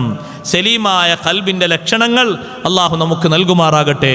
മഹാന്മാർ ഇഷ്ടം പോലെ അടയാളങ്ങൾ പറഞ്ഞു. ഒന്നാമത് പറഞ്ഞ അടയാളം അയ്യകൂന സാലിമൻ മിൻ മഹബ്ബതി മാ യക്റഹുല്ലാഹ്, അള്ളാഹു വെറുക്കുന്ന എല്ലാ സംഗതികളെയും സ്നേഹിക്കുന്നതിൽ നിന്ന് ഖൽബ് രക്ഷപ്പെടണം. അള്ളാഹുവിന് വെറുപ്പാകുന്ന എന്ത് സംഗതിയുണ്ടോ ഖൽബിനത് ഇഷ്ടമായി വരരുത്. സഹോദരങ്ങളെ, അള്ളാഹുവിന് ശിർക്ക് വെറുപ്പാണ്, അള്ളാഹു തആലാക്ക് ബിദ്അത്ത് വെറുപ്പാണ്, ഫുസൂഖ് വെറുപ്പാണ്, മഅസിയത്ത് വെറുപ്പാണ്. അതുപോലെ തന്നെ ഖൽബിൻ്റെ എല്ലാ രോഗങ്ങളും, റിയാഉം കിബറും ഉജുബും ഹിഖ്ദും ഹസദും ഗിഷും, ഇതെല്ലാം അള്ളാഹു തആലാക്ക് വെറുപ്പാണ്. അള്ളാഹുവിന് വെറുപ്പാകുന്ന ഏതൊരു സംഗതിയെയും സ്നേഹിക്കുന്നതിൽ നിന്ന് ഖൽബിനെ രക്ഷപ്പെടുത്തിയെടുക്കുക. ജൂനിയർ ശരീഅത്തിലെ ഒരു വിദ്യാർത്ഥിയുടെ പിതാവ് 50 കിലോ അരക്കിൻ്റെ അല്ലേ മകൻ ആലിമാകാൻ അള്ളാഹുവെ നീ സ്വീകരിക്കണേ റഹ്മാനെ, നീ കബൂലാക്കണേ അല്ലാ, ആ സ്വതക്ക നീ സ്വീകരിക്കണേ റഹ്മാനെ, ആ മകനെ ഉഖ്റവിയായ ആലിമാക്കി നീ മാറ്റിക്കൊടുക്കണേ റഹ്മാനെ. അതിനുള്ള എല്ലാവിധ കഴിവും ശേഷിയും പ്രാപ്തിയും പഠിക്കാനുള്ള ഉത്സാഹവും അതിനുള്ള എല്ലാ മാർഗങ്ങളും നീ ഒരുക്കി കൊടുക്കണേ റഹ്മാനെ. മകൻ ആലിമായ നിലക്കുള്ള ആ സന്തോഷം ദുനിയാവിലും ആഖിറത്തിലും ആ കുടുംബത്തിന് നീ ദായിമാക്കി കൊടുക്കണേ അല്ലാ. ഇൻഷാ അല്ലാ ദുആയിലേക്ക് കടക്കാം. ഞാൻ 2-3 അടയാളങ്ങൾ കൂടി വായിക്കട്ടെ. അല്ലാഹു തആലാക്ക് വെറുപ്പുള്ള കാര്യങ്ങളിൽ നിന്ന് മനസ്സിനെ സുരക്ഷിതമാക്കിയെടുക്കുക. ബിദ്അത്ത് അല്ലാഹു തആലാക്ക് വെറുപ്പാണ്, നമുക്കതിനോട് ഇഷ്ടം പാടില്ല, നമുക്കതിനോട് വെറുപ്പാണ് പാടുന്നത്. ബിദഅത്തിനോട് നമുക്ക് ഇഷ്ടം പാടില്ല, ഫിസ്ഖിനോട് നമുക്ക് ഇഷ്ടം വരാൻ പാടില്ല, നമ്മളാരും ഫാസിഖീങ്ങളാകാൻ പാടില്ല. നമ്മളൊക്കെ ശരിയായ നിലക്കുള്ള മൂമിനീങ്ങളാകണം. ഫിസ്ഖ് അത് വൻകുറ്റം ചെയ്യുക, വൻകുറ്റം ചെയ്തിട്ട് തൗബ ചെയ്യാതെ നടക്കുക, അപ്പോഴൊക്കെ ഫാസിഖ് എന്നുള്ള പേരിങ്ങനെ നിലനിൽക്കും. ചെറുദോഷങ്ങൾ നിത്യമായി ചെയ്യുക, അതിൽ നിന്ന് മാറി നിൽക്കാതെ അപ്പോഴും ഫിസ്ഖിൻ്റെ സ്വഭാവം നിലനിൽക്കും. രണ്ടും ബുദ്ധിമുട്ടാണ്. ഫിസ്ഖ് അല്ലാഹു തആലാക്ക് വെറുപ്പുള്ള സംഗതിയാണ്. അല്ലാഹു നമ്മളെ കാത്തുരക്ഷിക്കട്ടെ. രണ്ടാമത്തെ അടയാളം പറഞ്ഞു, അയ്യർതഹിലാനി ദുനിയാ ഹത്താ യൻസില ബിൽ ആഖിറ. ദുനിയാവിൽ നിന്ന് യാത്ര പോകണമെന്ന ചിന്ത എപ്പോഴും ഖൽബിനെ പിടികൂടിയിരിക്കണം. ആഖിറത്തിൽ പോയി താമസിക്കേണ്ട ആളാണ്, അവിടെ പോയി കൂടേണ്ട ആളാണ്, എന്നും അവിടെ പോയി സ്ഥിരതാമസത്തിനുള്ള ആളാണ്. ഇവിടെ താൽക്കാലിക താമസത്തിന് വേണ്ടി വന്നതാണ്. ഇത് ശാശ്വത വീടല്ല, എപ്പോഴും എപ്പോഴും അങ്ങോട്ട് പോകേണ്ടതാണ്. അലി റളിയല്ലാഹു അൻഹു എല്ലാ ഖുതുബയിലും പറയുന്നത് പോലെ, ഇർതഹലത്തി ദുനിയാ മുദ്ബിറാ വർതഹലത്തിൽ ആഖിറത്തു മുഖ്ബിലാ വലികുല്ലി വാഹിദത്തിൻ മിൻഹുമാ ബനൂൻ.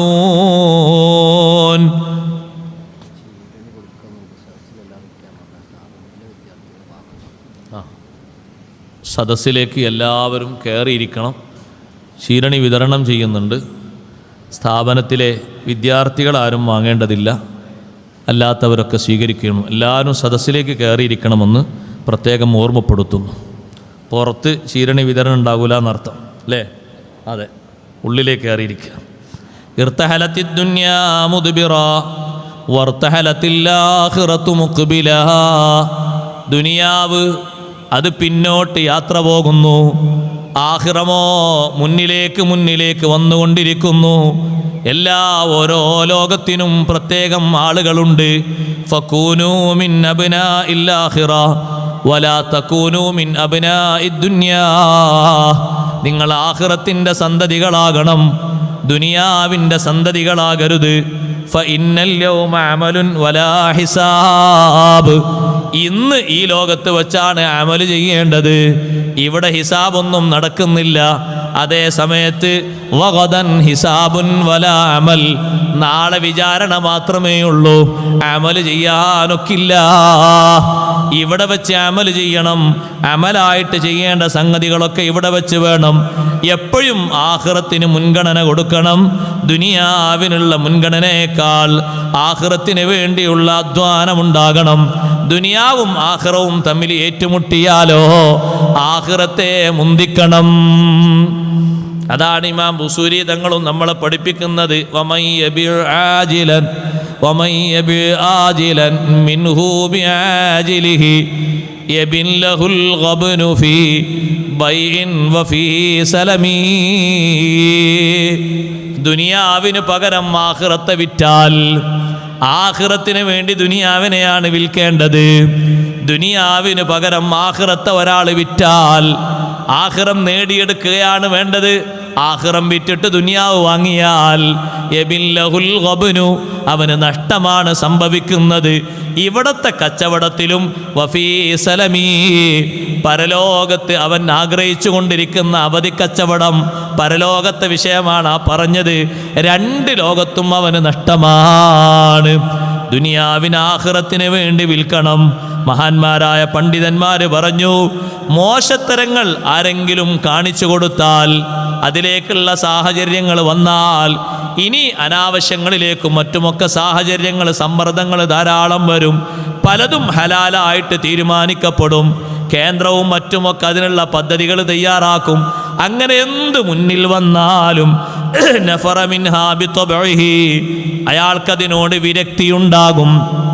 നല്ല മനസ്സാണോ അയാൾക്കതിനോട് വെറുപ്പുണ്ടാകും. എത്ര സൗകര്യം കിട്ടിയാലും വലം യൽതഫിത ഇലൈഹാ, അതിലേക്ക് അയാൾ തിരിഞ്ഞു നോക്കില്ല.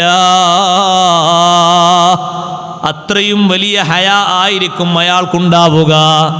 അനാവശ്യങ്ങൾക്ക് അത്രയും സൗകര്യം കിട്ടിയാലും മനസ്സുകൊണ്ട് അതിനോട് വെറുപ്പ് വന്നിട്ട് മാറി നിൽക്കും. മഹാന്മാര് പഠിപ്പിച്ചു, എന്തെങ്കിലും ഒരു ആരാധന നഷ്ടപ്പെട്ടു പോയാൽ മനസ്സിൽ വല്ലാത്ത വേദന വരും. സമ്പത്ത് നഷ്ടപ്പെടുന്നതിനേക്കാളും വലിയ വേദനയാണ്, കുടുംബം നഷ്ടപ്പെടുന്നതിനേക്കാളും വലിയ വേദനയാണ്, ശരീരത്തിൻ്റെ ഒരു ഭാഗം നഷ്ടപ്പെടുന്നതിനേക്കാളും വലിയ വേദനയാണ്.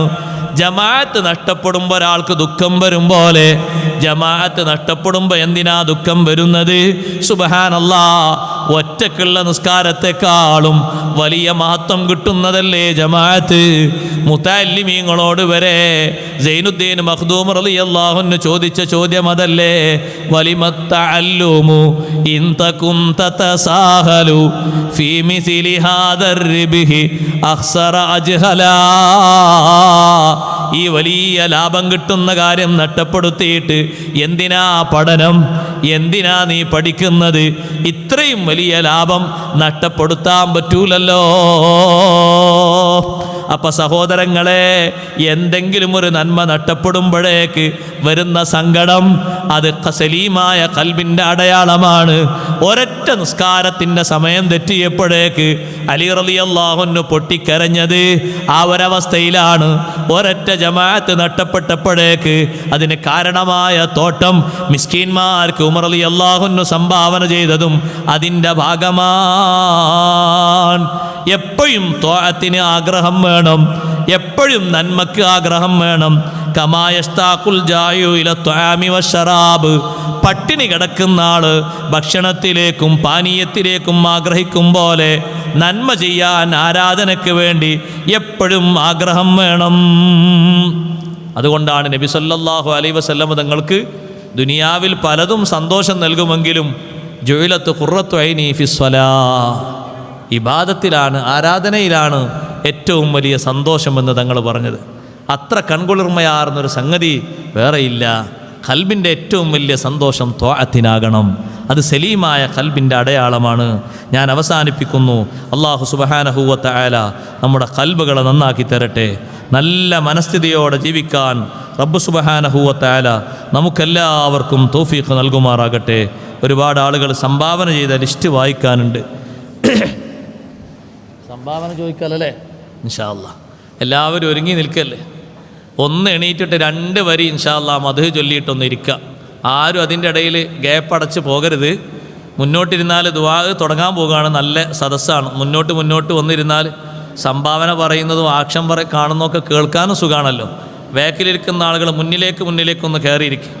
2 വരി മദ്ഹും ചൊല്ലി അസ്സലാത്തു വസ്സലാമു അലൈക യാ റസൂലല്ലാഹ്, അസ്സലാത്തു വസ്സലാമു അലൈക യാ ഹബീബല്ലാഹ്, അഹ്മദുല്ലാഹ മുസല്ലി യൻ മുസല്ലി മൻ അലാ അഹ്മദിൻ വൽ ആലി വൽ അസ്ഹാബി മല്ലിൽ ആലി ആൽ, അസ്സലാത്തു വസ്സലാമു അലൈക യാ റസൂലല്ലാഹ്, അസ്സലാത്തു വസ്സലാമു അലൈക യാ ഹബീബല്ലാഹ്, ബലഗൽ മുദ്ദഹു ഫീ ഔസാഫിഹി ഫമാ ബലഗ് ബാലിഗും മിഅ്ശറ മാ ഉതി ബിമാ ഫിൽ ബാലി ബാൽ, അസ്സലാത്തു വസ്സലാമു റസൂലല്ലാഹ്, അസ്സലാത്തു വസ്സലാമു അലൈക യാ ഹബീബല്ലാഹ്.